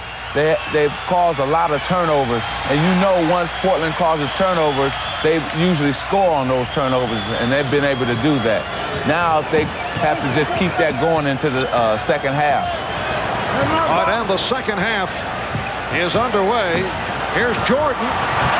Kersey got a piece of it. Porter for 3. And it's last touch by Drexler. Magic, again, our very best to you and Cookie and Irvin III, and hope to see you soon because the Czar's been getting on our nerves, and I know you've been able to lighten that up when you've been with us. Well, I see you guys in Portland sometime. Okay. Thanks, too. Take care. All right. Jordan hit. It counts in the foul. Clyde Drexler called for his third. Again, Michael went to his right shoulder. First half, he went to his right shoulder and lost him. Again, right shoulder turn, knocks it down. Very similar to what he did in the first half at the other end of the floor. Michael Jordan, 2 for 2 at the line. He has 18 points. Blazers by 6. Chicago has not had the opportunities yet to get into their full court pressing defense after free throws. That's normally with Grant up on the basketball and then the double team in the backcourt.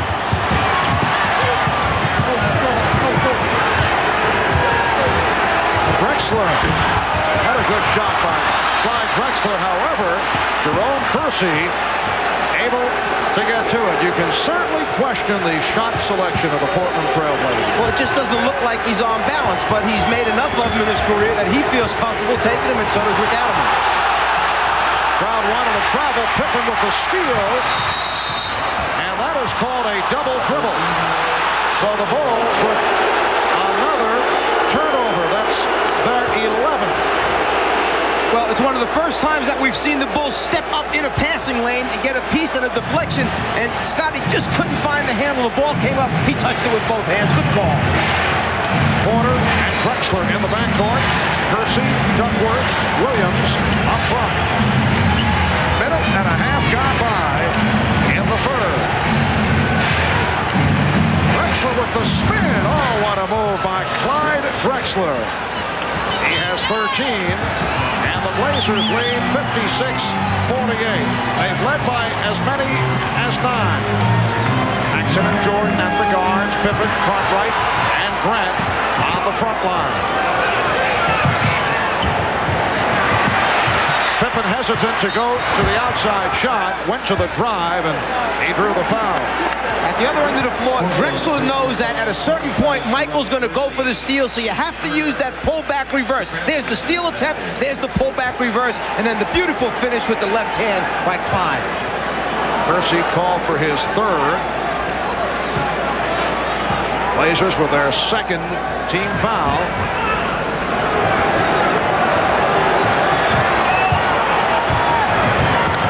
They double up on Pippen. Right played on a switch, gives it back to Pippen, and he's hit by Duckworth. That's 3 on Duckworth. Portland did a nice job of double teaming. They rotated out to Bill Cartwright, who normally hits that baseline jump shot for Chicago.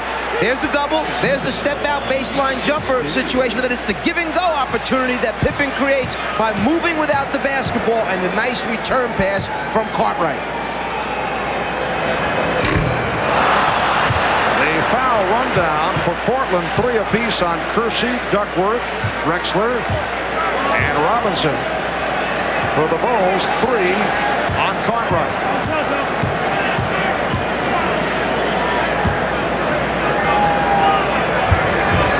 So the Bulls having their troubles at the line. And perhaps, again, the wrist affecting the free throw shooting of Scottie Pippen. Portland with the ball. They lead by 8. Paxson for Pippen. Well, the calcium deposit certainly isn't in Scottie Pippen's ankles because he has the rise. Paxson just laid it out there for him. Portland by 6. Kersey. But Williams hustled it down. Porter lost it, but he was fouled. And let's go back. First, take a look at the transition game of the Chicago Bulls. Paxson knows Pippen's running. Now it's just a matter of putting it up there for Scottie to finish it off. But as soon as that play took place, what happened was that Kersey took a bad shot. Pippen on the fly shows the hand. It means that he wants the basketball. When Portland came back, Kersey took an off-balance, hurried shot, and that's not what you want in that situation when the crowd is roaring for Chicago. Porter pulling his way, yes, and it counts. Terry Porter hitting on the drive. He drew the foul. Paxson called for his second. This was a big question coming into the series. Porter's strength, his ability to turn the corner against either Paxson or his backup, B.J. Armstrong. Rick kind of likes it because he knows it's one of the few times that Porter has used his strength to overpower the point guard and take it to the basket as opposed to just settling for jump shots. And Terry Porter has had an excellent playoff run, turning it up from what has to be considered as a subpar regular season, but on a roll during the playoffs. 9-point Portland lead. Cartwright comes back to Jordan. 20 for Jordan. Blazers by 7. Blazers get down in a hurry. Here's Drexler. So Portland beginning to fly all over the court. And what's happening is by getting it in quickly, getting it down the floor, you wind up with some mismatches for Chicago. The wrong guys winding up on the wrong people. Holding foul. Duckworth came over to help out. Drexler contesting Jordan. And it's called on Drexler. That is his 4th. Rick Adelman taking a timeout. 8:12 remaining in the third. Portland leads by 9. Back in Chicago, 242nd consecutive sellout, better than 18,000 on hand. Clyde Drexler a moment ago picked up his 4th foul, and Rick Adelman is staying with him. This is a very big decision on Rick Adelman's part. There are 8 minutes, 12 seconds remaining here in the third period. Up by 9 points. Your main man has his 4th foul. Do you rest him? Put him in. I personally would have taken him out at this point, tried to ride it out. Adelman knows his player better than anyone else. Clyde on the way over, motion to Rick. Hey, I'm fine. Leave me in. So now we'll see if Chicago tries to capitalize and go at Drexler when they're on offense, make him play D. Clyde Drexler, 15 points, 7 assists. He has not shot well, 6 of 14, and he's hanging in with the 4 personal. Portland 61 and Chicago 54. The extended press now with Grant on the ball. We mentioned a while ago we haven't seen it. They're getting into it now. Earlier in the playoffs, we rarely saw that extended press being utilized by the Bulls. Here's Porter and tipped home. Clyde Drexler with the tip. The Blazers lead 63-54. 7:40 remaining in the third quarter. Jordan with the room. Yes. 24 from Michael Jordan. That's the second time now that Chicago's used that guard screen, a little split series that Jordan's wound up with an open jumper. Kersey through the double team. Duckworth rebounded by Grant. Kevin Duckworth not shooting well. Here's Jordan giving it back. Paxson for three. Yes.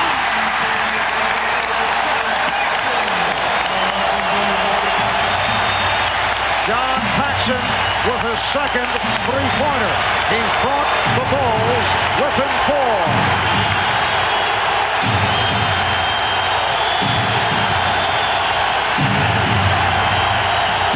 Drexler goes glass.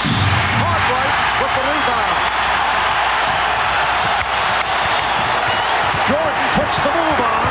Finds Paxson for three. Yes!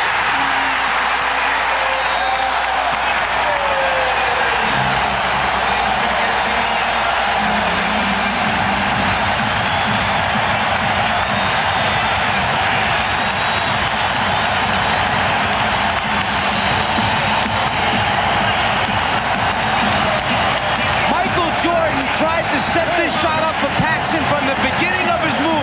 He wanted middle of the floor, right about here. Watch.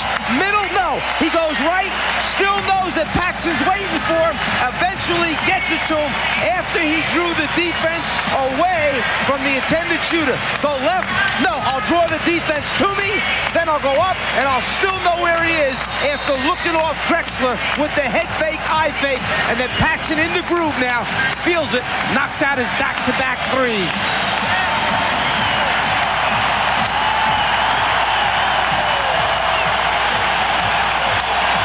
Chicago in the midst of a 10-2 run.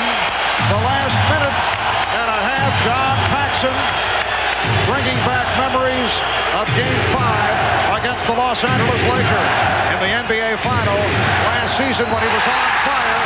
Pippen picked it off. The Bulls in the midst of a run. They've come back from a 9-point deficit, trailing by one. Here's Jordan. Rebounded by Kersey. Good box out by Jerome Kersey.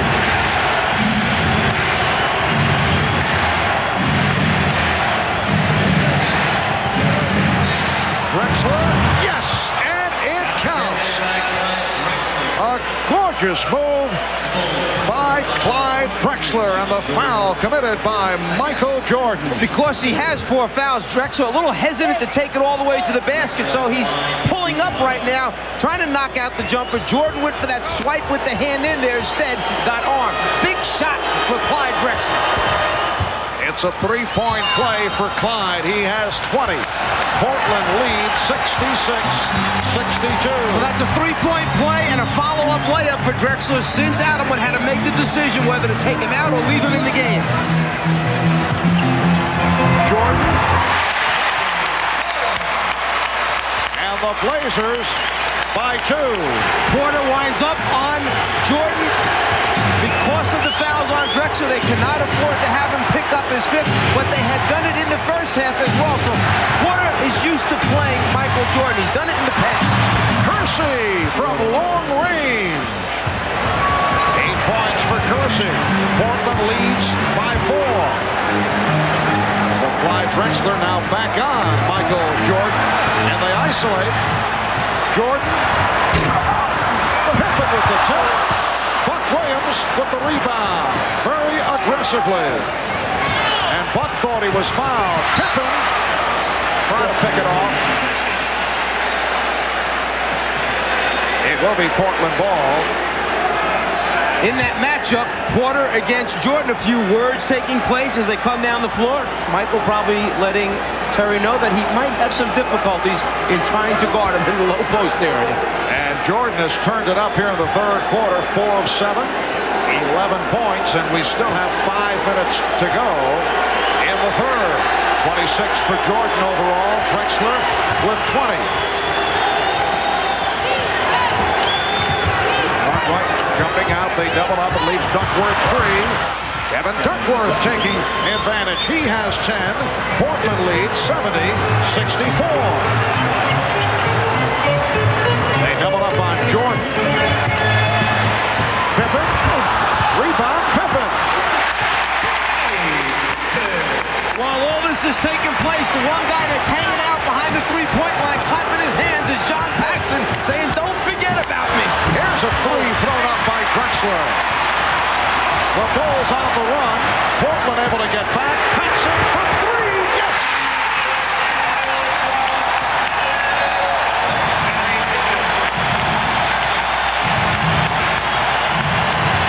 Oh, the Czar on target as Paxson brings Chicago within one with his fourth from downtown. Isolation now for Drexler. They cleared the side out, but he gave the ball up before he tried to make it happen. Here's Porter. It is waved off. 24-second violation. Rick Adelman encouraging his team. Relax, calm down, try not to let this crowd affect you, but as we know, easier said than done. And Rick Adelman has called for a timeout. When you have penetrators like Jordan and Pippen leading the transition, if you're the shooter, you just drag behind, find your spot, and you know that they'll find you in transition for wide open jumpers. John Paxson is on fire from three-point land. He's hit 4 out of 5. The Bulls not noted for their three-point shooting during the course of the regular season. Portland was number 4 in the NBA. Chicago 21st. They did not look for the shot. However, over the first 2 games, Portland has hit only 1 of 14 from three-point land. They're 0 for 8 tonight, while Chicago is 4 for 8. And the Blazers broke the NBA playoff record for a 6-game series for those three-point field goals against Utah. They hit 32. Paxson again. Rebounded by Cartwright. Portland with a 1-point lead. 3:25 to go in the third quarter. Now Drexler guarding Paxson.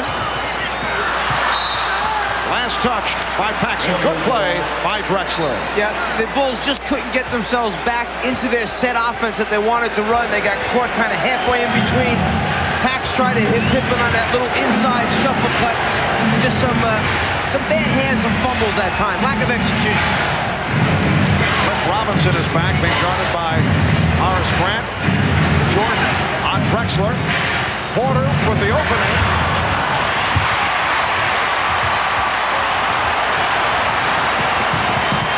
There's Pippen with the hesitation move that changed his mind. Jordan. Last touch by the Trailblazers. Well, Porter did his job. He ran at Michael, made him put it on the floor, and then Kersey stepped up to stop the penetration, and then Porter, dragging from behind, gets the deflection. In fact, something that Michael Jordan likes to do to players that he matches up against, from behind. Excellent play by Terry Porter. Danny Ainge is back. They double up on Jordan. Again, Pippen is passing up on the outside shot. Grant.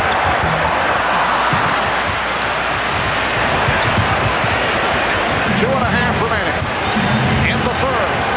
Portland with the ball. They lead by 1. And Michael Jordan just yelled across to Horace Grant as he came back down. Keep your head up. Come on, he said. Come on, big guy. You can do it. Another miss from downtown by the Blazers. 0 for 9 in the three-point department. A bit beyond three-point range. Jordan, yes, the foul.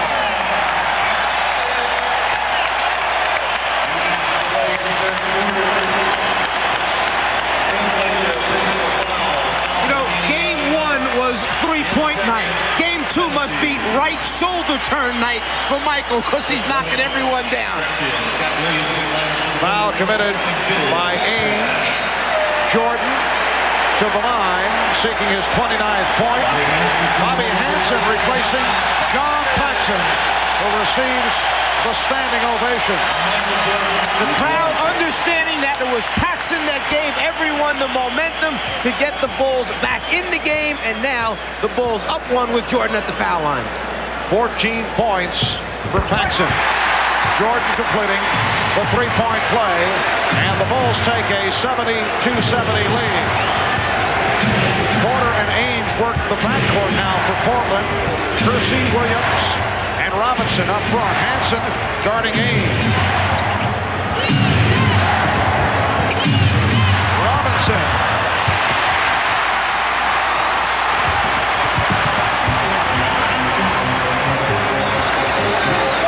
Bobby Hansen played by Jerome Kersey.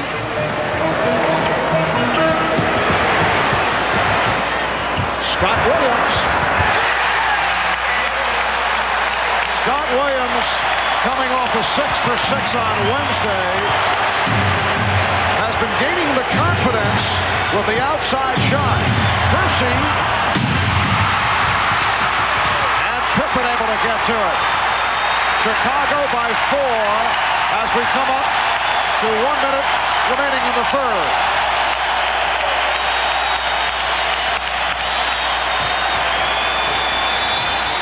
The post-up of Jordan against the smaller Porter. Horace Grant getting it back out. Here's Scottie Pippen. And the charge is called. Chicago 33. That's 3 on Pippen.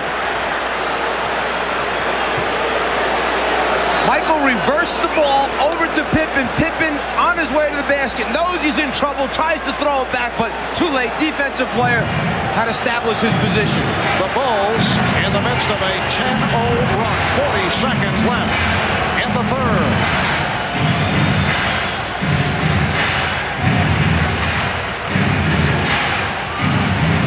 Ainge working off the pick.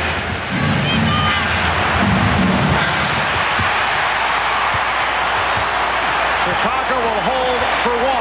Since Chicago has taken over 72-70, 1 jump shot by Robinson, 1 jump shot by Kersey, 1 jump shot by Danny Ainge, 3 straight jumpers, nothing down inside to stop Chicago. Hansen for 3. Bobby Hansen hits the 3. Final seconds. That's the end of the third. The Bulls by 7. They close the quarter with 13 unanswered points. We'll be back after these messages and a word from your local station.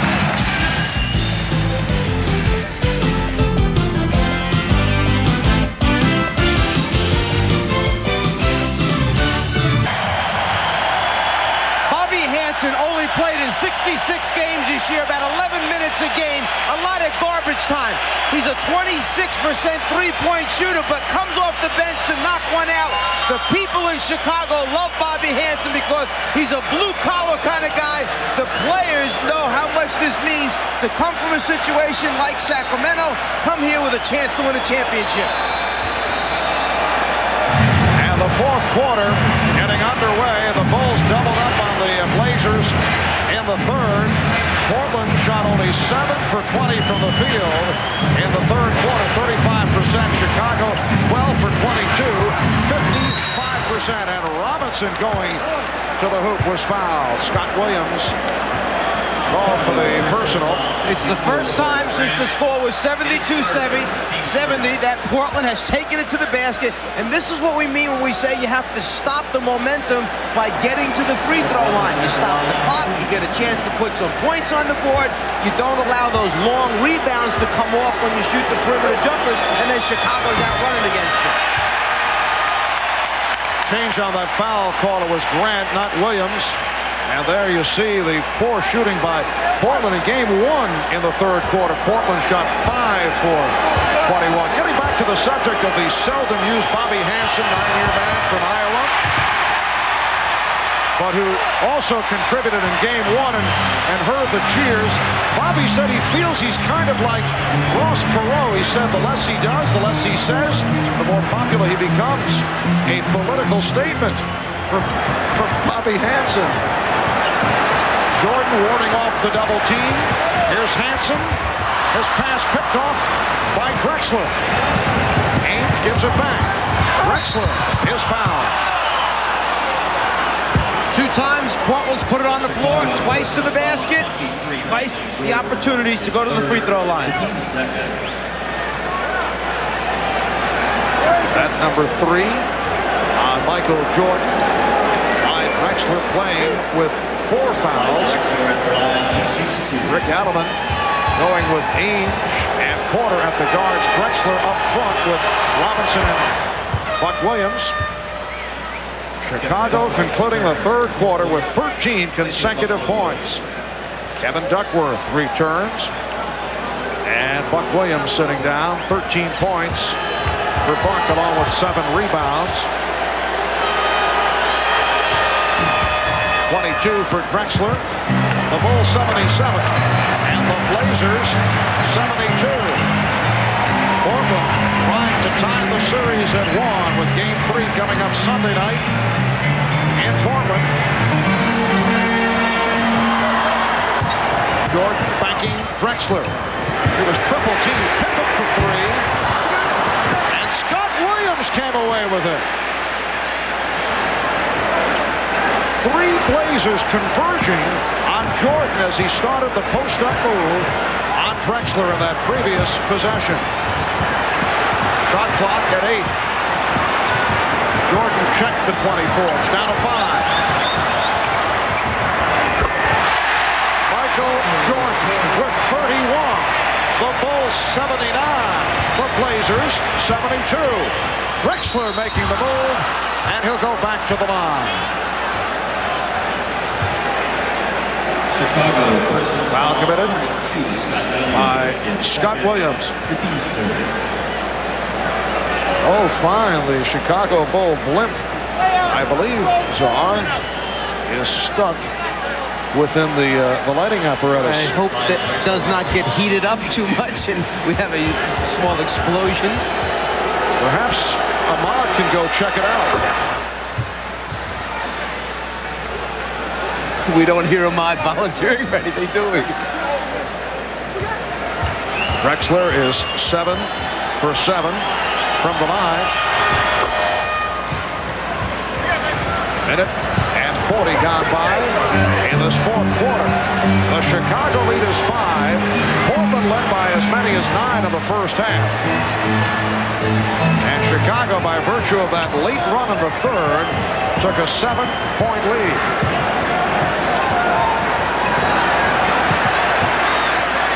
Jordan from deep.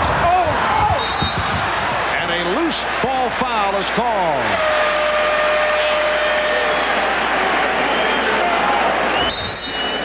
Jess Kersey indicating the call. We still do not have it. And apparently the foul was called on Pippen. Timeout taken. We'll be right back. Presents Genuine Moments.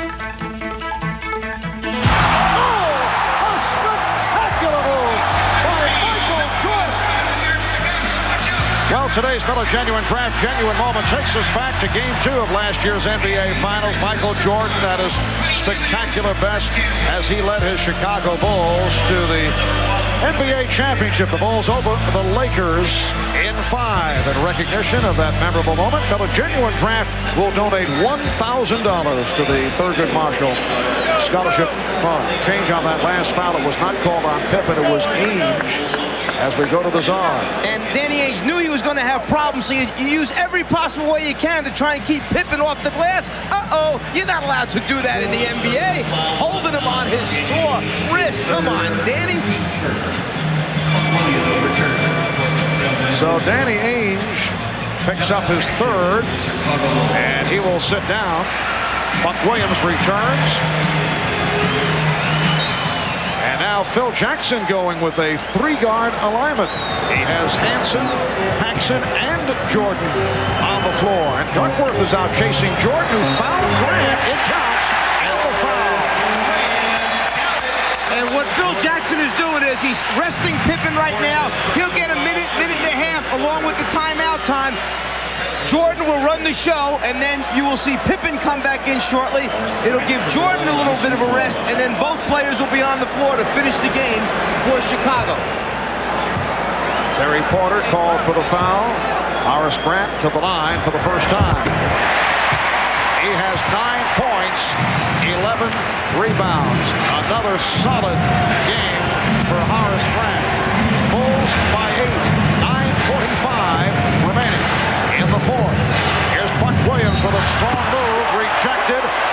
Trailblazers want a goaltend.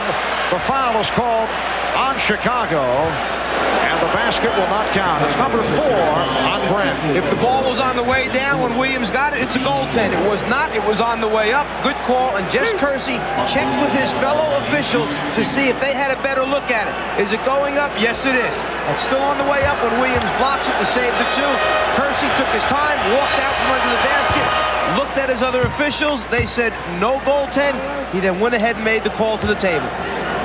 Buck Williams, 4 of 4 from the line. And Buck Williams has made himself into a very decent free throw shooter, 75% for the season. Recall his early years with the New Jersey Nets when he really had his difficulties at the line. And he gives credit to Danny Ainge for changing his alignment on his feet, and also Walter Davis spent time working with him and have really, the biggest thing, it's developed the confidence in the fact that he can go and make free throws. Bulls lead at 82-76.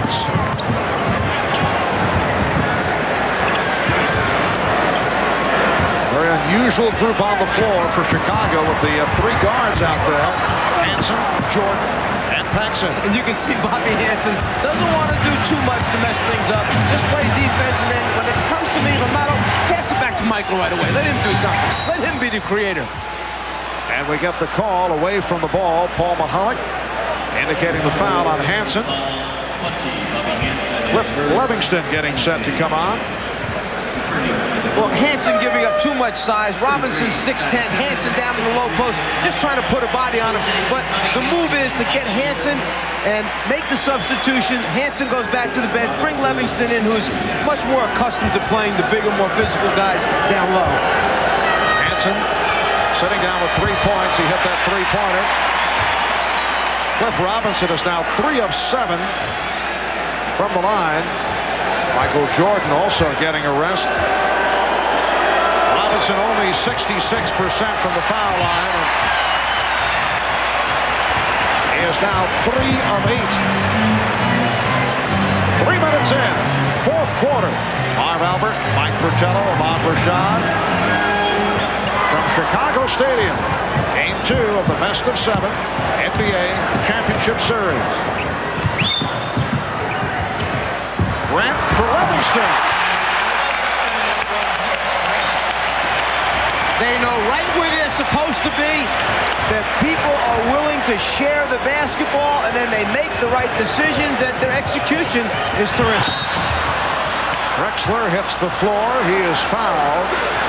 Chicago, personal foul, 53 for Livingston. As soon as the ball goes inside, Grant turns, looks to the lane, knows he has a double team, and there's the 2-on-1 offensively.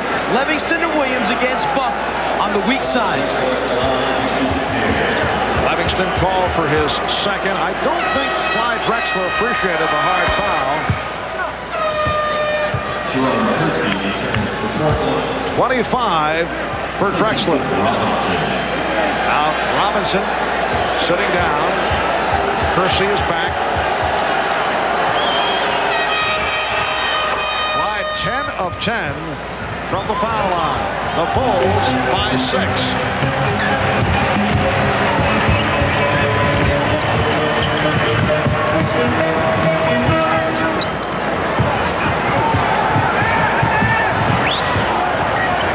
Paxson. That's a rare 2-pointer for John Paxson, who has 4 3-point field goals, 16 for Paxton. Remember, a year ago, he had that blistering finish in the NBA Final, 10 points the last 4 minutes of the title-clinching game. Chicago leads by 8. Scottie Pippen is now running the team.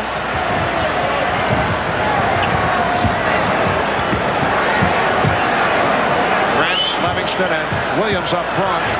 Livingston again from the outside. And Buck Williams on the rebound. Through the whistle. A few moments ago, Paxson was wide open. How did he get open? Paxson starts down here. One screen comes, the second screen comes. That's called a staggered double to try and get your shooter open. You got to get a good piece of the defensive players. 1, 2, and a wide open shot.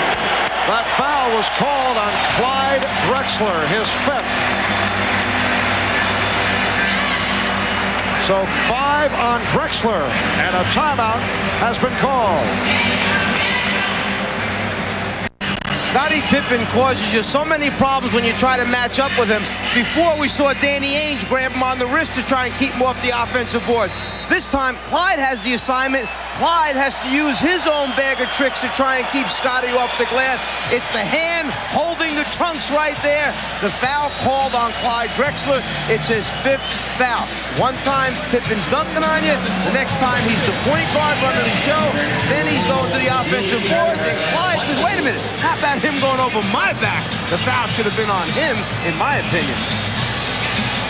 Well, Rick Adelman was able to buy quite a bit of time with Drexler playing with 4, but now he has picked up his 5th, and he will stay on the floor, and he remains in the matchup with Jordan. Well, Cartwright will just return, and it knocked away. The Bulls with an 86-78 lead, 7:15 to go in the 4th quarter. Portland was missed its last 8 field goal attempts. That goes back to the last quarter. The rejection by Scott Williams, who has come up with another sparkling performance. Well, the idea is right. Go down low inside, get a high percentage shot, but then it's the outstanding team defense that saves another basket for the Bulls. Scott Williams with the block. He has 9 rebounds. Horace Grant leading in the rebounding department with 11. Shot clock at 10. Drexler played by Pippen. Here's Porter. Oh, a high arcing jumper by Terry Porter. That was headed for the ceiling here at Chicago Stadium. First field goal of the 4th quarter for the Blazers. And they are down by only 6. You can see it's not a normal position for Scott Williams, the decision-making spot. Instead of Cartwright being in that low post, it wound up being Scott Williams. He didn't like what he saw, so he called for the 20. So the 22nd timeout was taken. Game number 3 of this best of 7. In Portland on Sunday night. Airtime right here on NBC, 7 o'clock in the East, 4 p.m. Pacific time. That'll be Sunday night, Game 3 of the NBA Championship Series. As soon as they came over to Phil Jackson, he turns to Cartwright and sets up to the Bill, and I would probably guess it was along the lines of, Bill, you have got to take that post-up spot. Young guys, young players in the league, you don't want to put too much responsibility. With Williams, tell him, go to the glass, rebound, block shots, and then we'll run the offense through Big Bill. Portland has 3 timeouts left, Chicago 4. Both teams have used their 20s. Shot clock at 3. Jordan was hacked. Michael Jordan. Hit on the arm. They say a non-shooting foul. Well, it has certainly been a marquee matchup tonight. 26 for Drexler after the slow start. He's come on. A very steady game for Jordan with 31. Scott Williams hearing it from the crowd as he's replaced by Horace Grant. Clyde 8 for 18, but 10 for 10 from the free throw line. Michael 5 for 5 from the line, 13 for 26 from the floor. Illegal defense called for the first time. So the Bulls get a new 24. Rick Adelman in his 4th season, head coach of Portland. First captain of the Trailblazers, going back to the original days of the Portland franchise.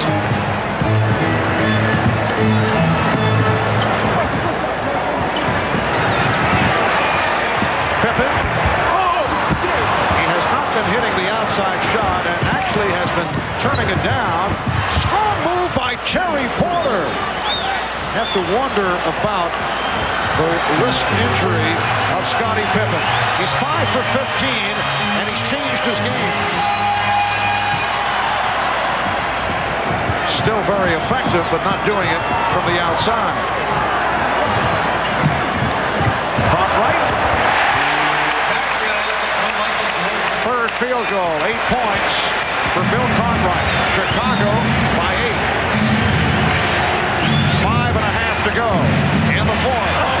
rejected by Grant. Good hands by Kersey to break it up. At the fourth blocked shot for Horace Grant. Great recognition. The Bulls know when their teammates are in trouble. Grant knew that Michael had been taken in too deep. He comes over, makes the rotation, gets the block. So Grant with his fourth rejection. Chicago has 5. Scott Williams with the other. Crowd wants Jordan to go, and Drexler's playing with 5. Duckworth came over to help, and Jordan somehow was able to hit. And Clyde didn't even put his hand up that time. He was counting on help from his teammates. They were coming, but then again, you know who was taking the shot. 33 for Jordan. Drexler rebounded by Cartwright.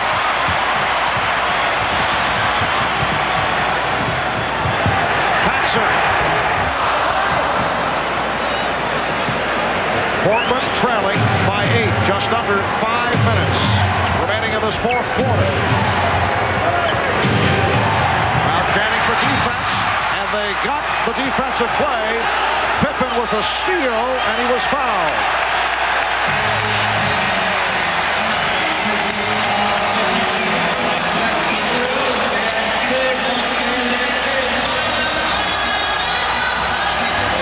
Clyde Drexler called for number 6.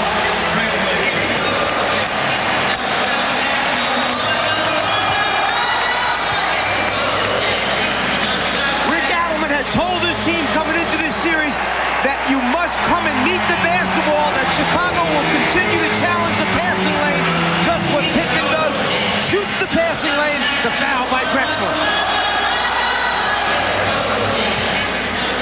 A look at the two stars. Jordan shooting the jumper, and watch Drexler. He does not want to pick up the 6th foul. He keeps his hands down and relies on Duckworth coming over, but Michael brings it down and shoots it off his right shoulder. But unfortunately, just a few moments later, Drexler does pick up the 6th foul, is out of the game for the Portland Trailblazers. Rick Adelman was able to buy quite a bit of time with Drexler playing with 4, and then he stayed with him after he picked up his 5th. Clyde came on after a slow start, finishes with 26 points, 8 for 20 from the field, 10 of 10 from the line, 6 rebounds and 8 assists. Well, when Drexler picked up his 5th foul, there really was no decision. You had to leave him on the floor. You're down 8 points to Chicago. Just over 7 minutes remaining in the game. You play it out. He had done a great job of playing with the 4 fouls earlier in the game. So Rick had the confidence in him. There really wasn't much else he could do. He needed his main man out there. You're not saving him for next game.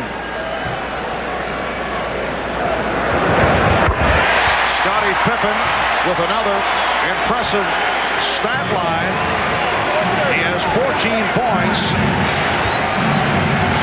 8 rebounds, 9 assists. 4:25 remaining in the fourth.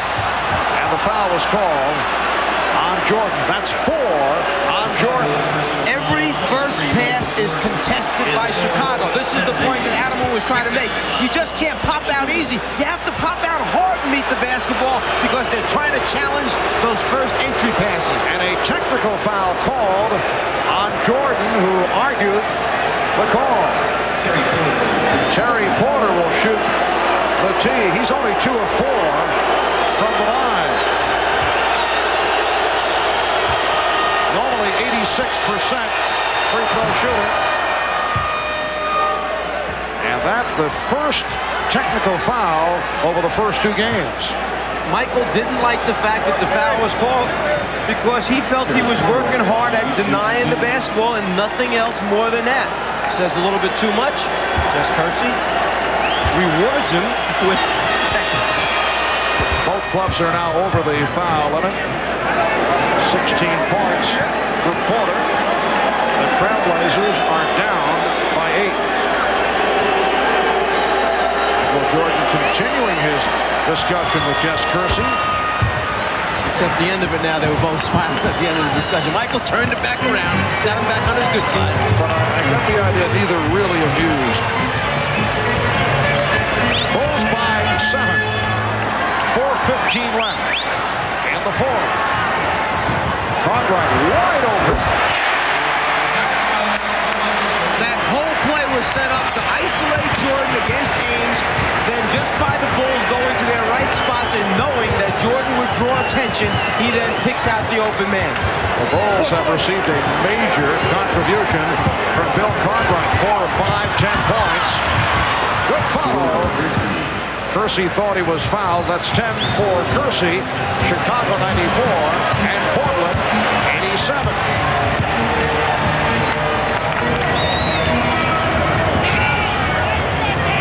Pippen unhappy with the hand checking of Kersey.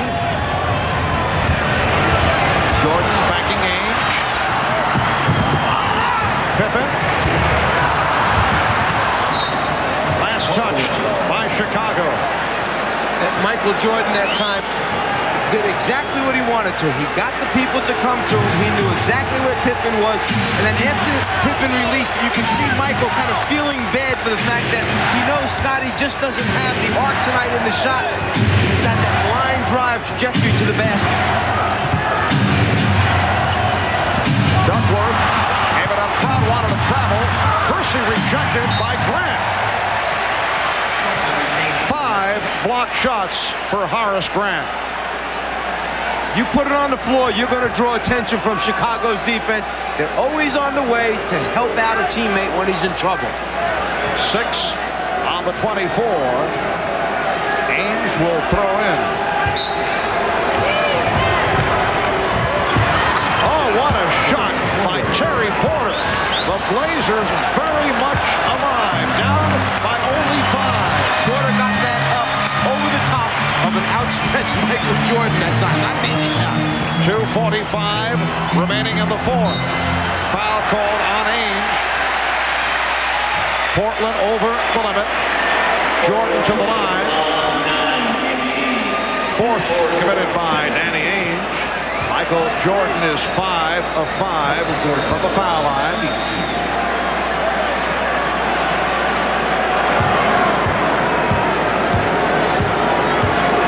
He's an 83% free throw shooter.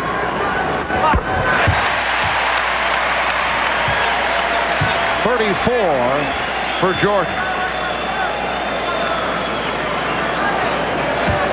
Drexler fouled out just moments ago. Played in foul trouble most of the second half. The Bulls 95, the Blazers 89. They double up on Duckworth. Phil Jackson wanted to travel. Porter for 3. Picked up by Buck Williams. Offensive foul.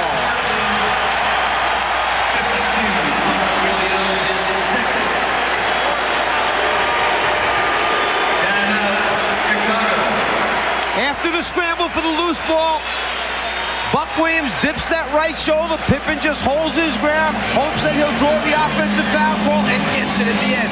And Buck just keeps saying, how? How can this happen again?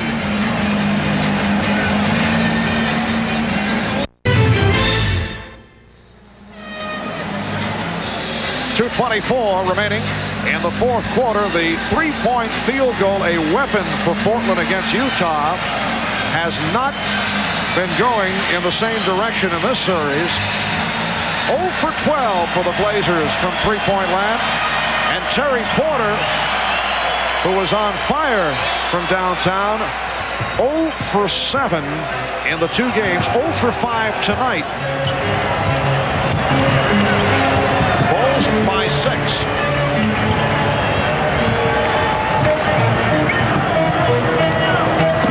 Jordan slicing through again, setting up Cartwright. Shot clock at 4. Jordan had to force it. A rare air ball tossed up by Michael Jordan. Here's Porter. Fouled by Jordan. That is his 5th.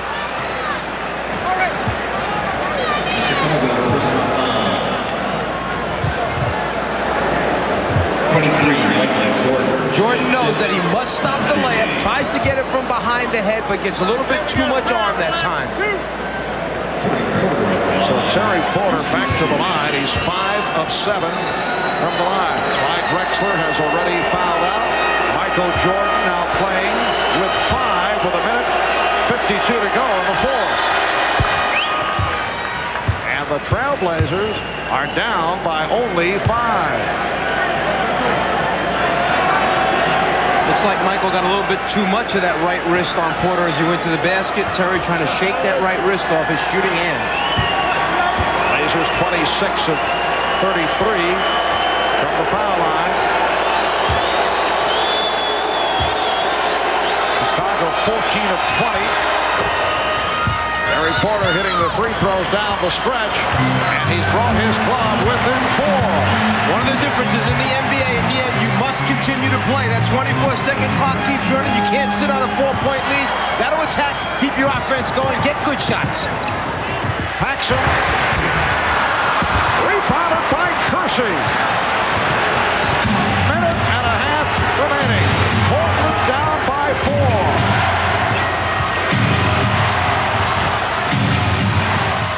Shot clock to 10. Ames with the scoop. And the Portland Trailblazers have moved within 2 with a minute 15 remaining in the fourth. Well, do you send Michael down low in the post against Porter? Do you give him an isolation or the ball at the top of the circle, or stay within your triangle offense? Shot clock at 7. Paxson forced it. Rebounded by Kersey.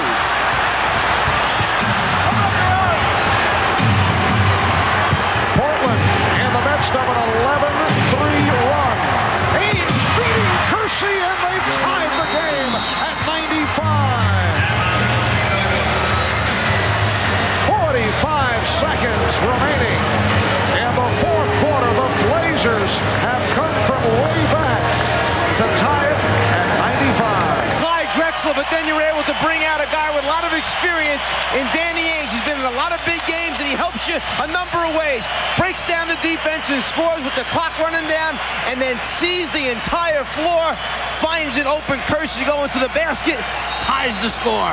Portland has come back from a 10-point deficit. Chicago led 92-82 with 4:36 remaining. A 13-3 run by the Blazers. 35 seconds remaining in the fourth quarter. Michael Jordan.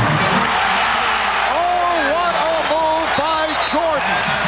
Hanging and hitting to give Chicago a 97-95 lead. And Portland calls for time. Sometimes you're only open for a moment, and they almost missed that moment because Duckworth came over.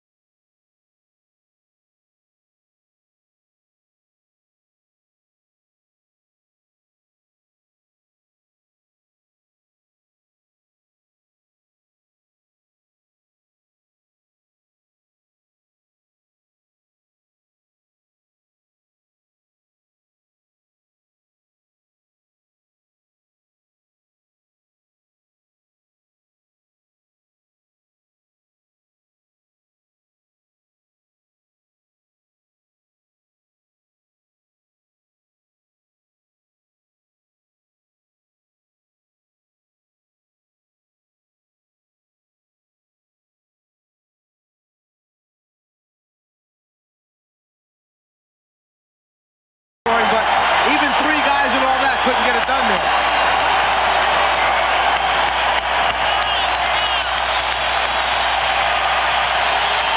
All right, the Bulls with a 2-point lead. From Rick Adelman's point of view, what's the play? Well, let's go back a year ago when LA was in a similar situation. They kicked it out for a 3-point shot, and Sam Perkins knocked out the big 3. Do you take 2 and try and tie, or 3 for the win on the road? 6-second differential on the 24. Cartwright jumping out. Here is Duckworth. Yes! A clutch bucket by Kevin Duckworth. He's tied the game at 97. Chicago takes a timeout with 13 and 2/10 seconds remaining. They ran the pick and roll, and a great job is done by Porter, keeping his dribble alive, able to clear the two defenders, and Grant tried to rotate over, but he's just a little bit too late coming because Duckworth is able to catch, square up, get a real good look, and then a nice follow through. That's his shot, the step back baseline jumper. He's not a big guy that rolls to the basket. He steps back to get a look at the 12-footer. Kevin Duckworth, local product from nearby Harvey, Illinois, and that has to feel awfully good. In particular, coming off all the criticism that he took for the Portland elimination by the Los Angeles Lakers in the Western Conference Final a year ago. A 15-5 run overall by Portland to make up the deficit. Chicago at one stretch led by as many as 10. Well, if you're in the huddle right now and you're Rick Adelman, you're saying to your players, look, we've got to be prepared for the spread offense. 4 guys along the baseline, Michael Jordan with the ball in the middle, him trying to go one-on-one and either create the last shot for himself or kicking it out to an open teammate. So you decide your matchup, you decide if you're going to double team him or play him straight up. If you're Phil Jackson, you're reminding your team, one, where do you want to take it out of bounds, on the baseline or at half court? What do you want to run to get it inbounds? How many timeouts each team has left, and the fact that we want to get the last shot of this game to either win it or then go into overtime. We don't want to give Portland a chance to go back and shoot before the game is over. The Bulls have 1 timeout remaining. Portland has 1 left. 13 and 2/10 seconds to go in this 4th quarter. The Bulls and the Blazers tied. 97. And this is where some key matchups will take place. Some last-minute substitutions so that you have your best defensive players on the floor. If you're Portland, and your main offensive guys that can put it on the floor, break people down, and make shots if you're Chicago. Down to 10. They spread out. Down to 5. Jordan played by Porter. Down to 2. Here's Jordan. We go to overtime. The Chicago Bulls and the Portland Trailblazers tied at 97 at the end of regulation. Chicago ran their spread. Jordan thought that he had the step, then pulled up, and he just didn't like the balance he had on the shot. You could tell as he walked off the floor. We'll be back with the 5-minute overtime after these words. Back to Chicago Stadium. Marv Albert, Mike Fratello, Ahmad Rashad, Bob Costas, Quinn Buckner. And we're headed to overtime in Game 2 of this best-of-7 NBA Final.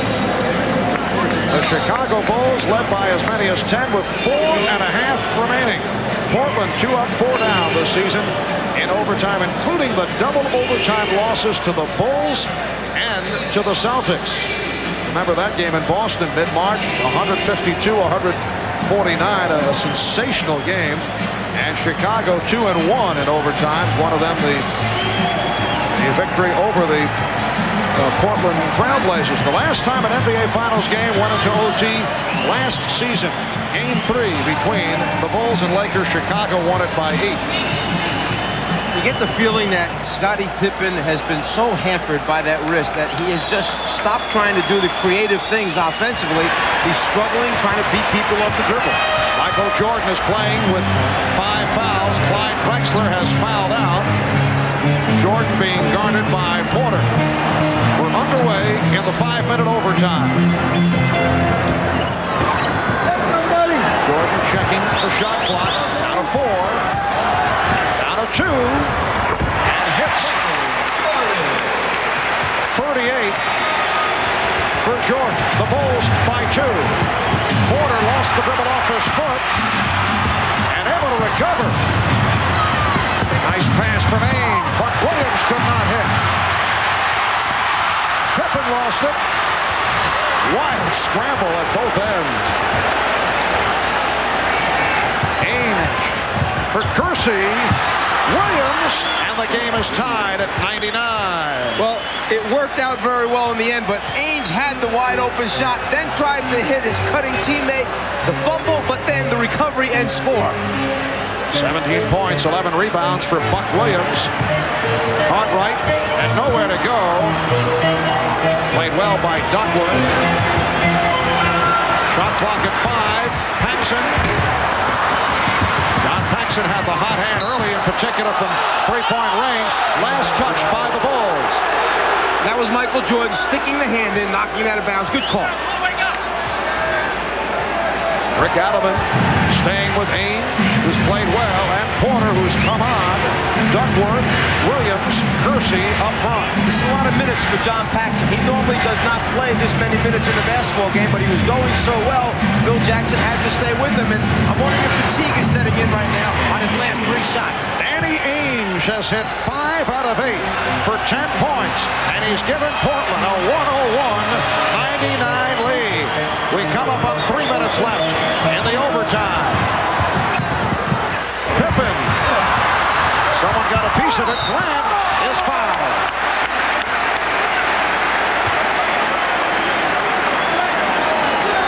Foul committed by Jerome Kersey. He commits his 5th.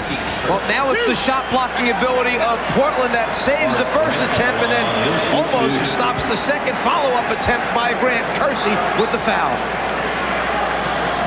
Horace Grant, 1 for 1 from the free throw line. He is a 74% free throw shooter. Scott Williams will check in. He's not played in a while, replacing Bill Cartwright, at least with 10 points. Terry Porter is paying attention to Michael Jordan because Jordan likes to sprint in from the top of the circle and try and come up with missed free throws. So you must face him. Keep an eye on Jordan so he doesn't lose you with the fake. That time he knew Porter was there paying attention. He made no move. Portland with a 1-point lead. Just under 3 minutes to go in overtime. Scott Williams defending against Kevin Duckworth. Duckworth, another big bucket for Kevin Duckworth. Scott Williams just twisted his right ankle that time, and Duckworth made the move. Williams went down. Blazers by 3, looking to tie the series at 1. Here's Williams, and he drew the foul. Kersey off the fake, ended up going over Williams. And Kersey is fouled out. He leads with 12 points and 8 rebounds. Cliff Robinson checks back in. Michael spots Scott underneath, the ball fake, gets Kersey in the air, and then Kersey just trying to hold on so he doesn't come down and hurt himself severely. Williams stepping underneath, takes the legs away. Now Kersey's just trying to hang on to prevent a more serious fall. Scott Williams, only a 65% free throw shooter. Not gone to the line frequently. So Drexler and Kersey fouled out. Ainge with 4, Jordan with 5, Grant has 4. First appearance at the line for Scott Williams, second-year man from the Tar Heels of North Carolina. 3 points, but the big number in the Williams stat line, 9 rebounds. And that's from the bench. Jerome Kersey talking to Hugh Evans on the baseline. Hugh telling him, you should have boxed out. Kersey said, I did box out. Is that what he said? Exactly. It's amazing how you can pick up these conversations. Read that on the screen. 2:27 remaining in overtime. And the Bulls continue to have trouble up the line. Crowd looking for a traveling violation. Portland leads by 2. Again, the battle between Duckworth and Williams. Nice pass from Duckworth. Danny Ainge executing to give Portland a 105-101 lead. And Phil Jackson calls for a timeout. Play that the crowd reacted to, they felt that Buck Williams had touched out of bounds with the ball in his hand. He goes after the rebound on his way. If the foot touches down and the ball is still in possession of his hand, then he's out of bounds. The crowd was correct.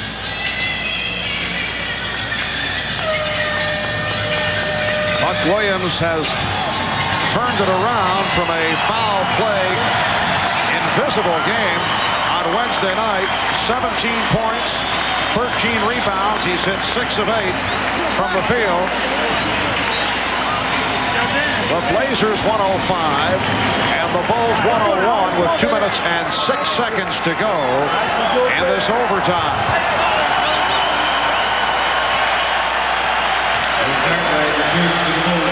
Michael Jordan with 38 points. He's hit 16 of 31. Clyde Drexler, who fouled out in the fourth quarter, departed with 26. Scottie Pippen has not shot well, 5 of 17. Jordan posting Porter. Duckworth over to help. Jordan squeezing inside and draws the foul. He went 1 on 3. Well, right now Chicago is starting out in their offensive set, but they quickly come away from it, and what it winds up is the ball in Michael Jordan's hands. You're talking about drawing some attention. Porter's playing him. Now as he makes his move, there's Duckworth. There's 3. Buck. There's 4. Robinson. I mean, only guy not involved is Ainge. He just wants to take off on the fast breaks. Robinson called for the foul. Jordan 7 of 8 from the line. Portland leads by 3.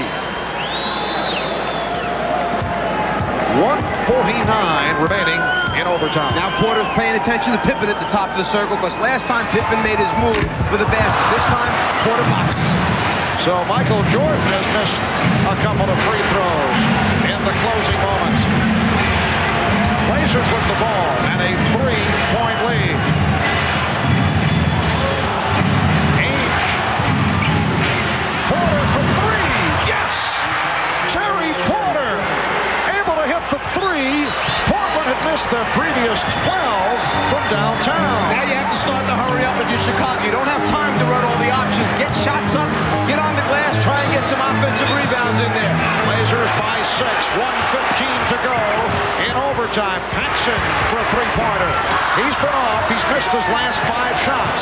And give credit to Terry Porter, who came out and challenged him, did not give him a real clean look. Oh, what a pass from Porter, finding Ainge. And the Portland Trailblazers with a dramatic come-from-behind effort, trailing by as many as 10 with 4.5 minutes remaining in regulation, have come from way back, and they now lead by 8 as the Bulls take the timeout. Well, the guy who gets the assist is Michael Jordan for tipping it over, but after the series that he just finished up against Utah, it was just a matter of time before Terry Porter found it on the 3-point range, and then Ainge, moving without the ball again, gets another easy deuce for Portland.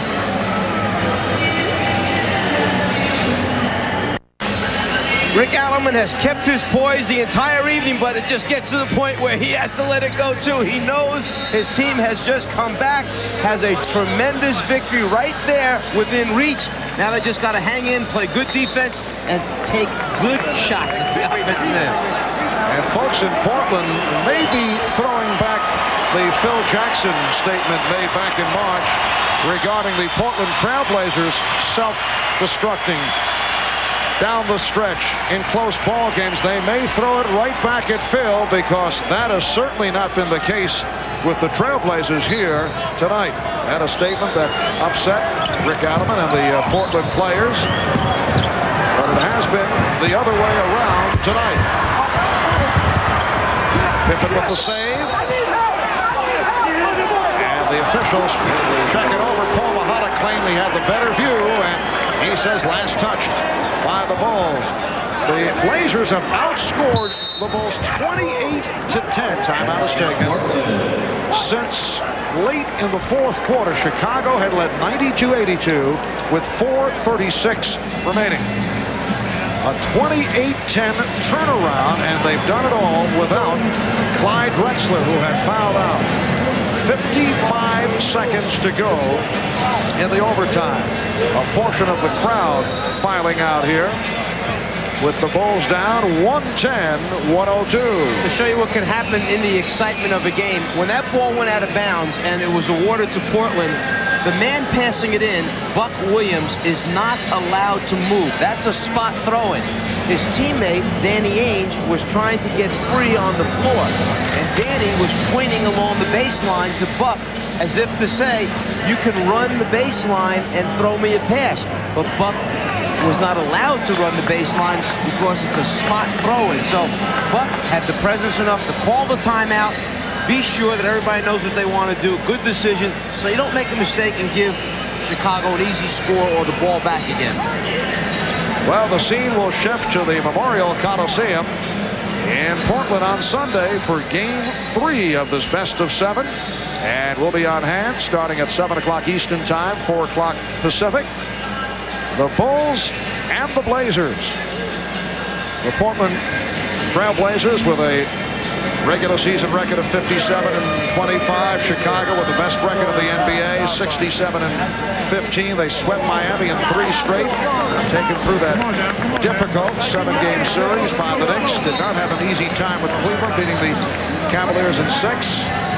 It has not been an easy time for the Bulls in the playoffs. In fact, Phil Jackson pointed out with the victory in Game 1 here against Portland for the first time since the Miami series, the Bulls had actually won 3 in a row in the playoffs.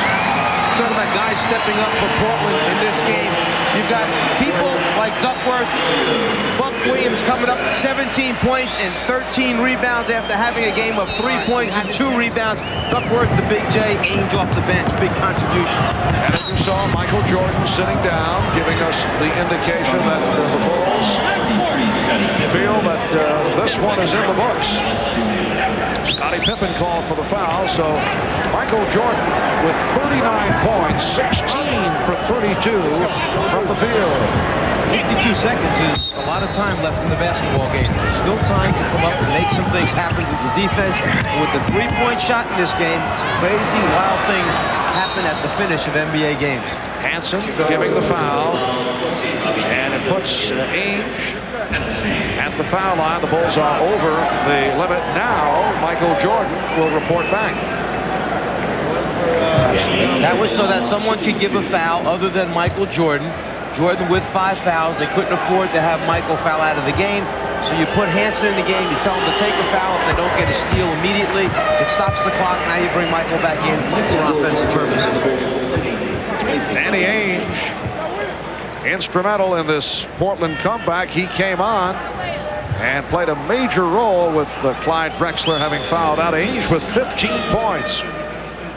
Danny Ainge has had the playoff experience as a member of the Boston Celtics. Spent 7 years with Boston, then on to Sacramento. This is second season with the Trailblazers. Kevin Duckworth greeted by the Portland portion of the crowd.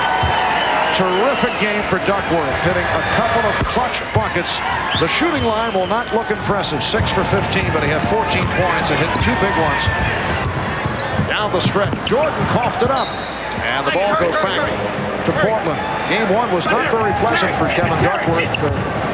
Members of his family showered with beverages here in Chicago, which certainly upset him and the entire Duckworth family. 19 for Buck Williams, and then Kevin got himself an early foul difficulty and never got into it.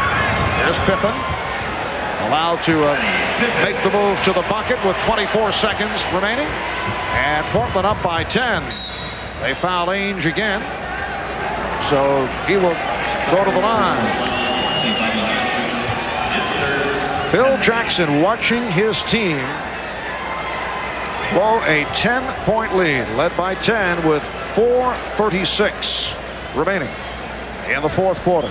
You know, normally during the course of the game, Paxson splits the time with B.J. Armstrong. They each get, you know, some combination of 26, 22, or 24, 24 minutes as they play. It's almost like Phil Jackson saves Paxson to get to the playoffs, and then John gets in one of those grooves and he uses it. Well, that's what happened tonight.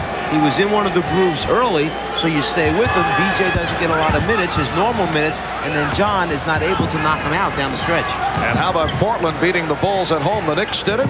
Cleveland came up with a victory here in Chicago against a team that went 36-5 at home. Final seconds. So the Blazers come away with a 115-104 victory over the Chicago Bulls. And they have evened the series at 1. Michael Jordan leading the way with 39. Clyde Drexler at 26. 19 for Buck Williams along with 13 rebounds. Danny Ainge with 17. 9 of the 17 in overtime. Again, the final. Portland in OT 115. Chicago 104. Join us Sunday night, 7 p.m. Eastern Time for Game 3 of the NBA Finals as we move on to Portland. Later tonight, following your late local news, it's The Tonight Show with Jay Leno, followed by an all-new Late Night with David Letterman and Friday Night Videos. For Mike Fratello and Ahmad Rashad, I'm Marv Albert. This has been a presentation of the NBA on NBC.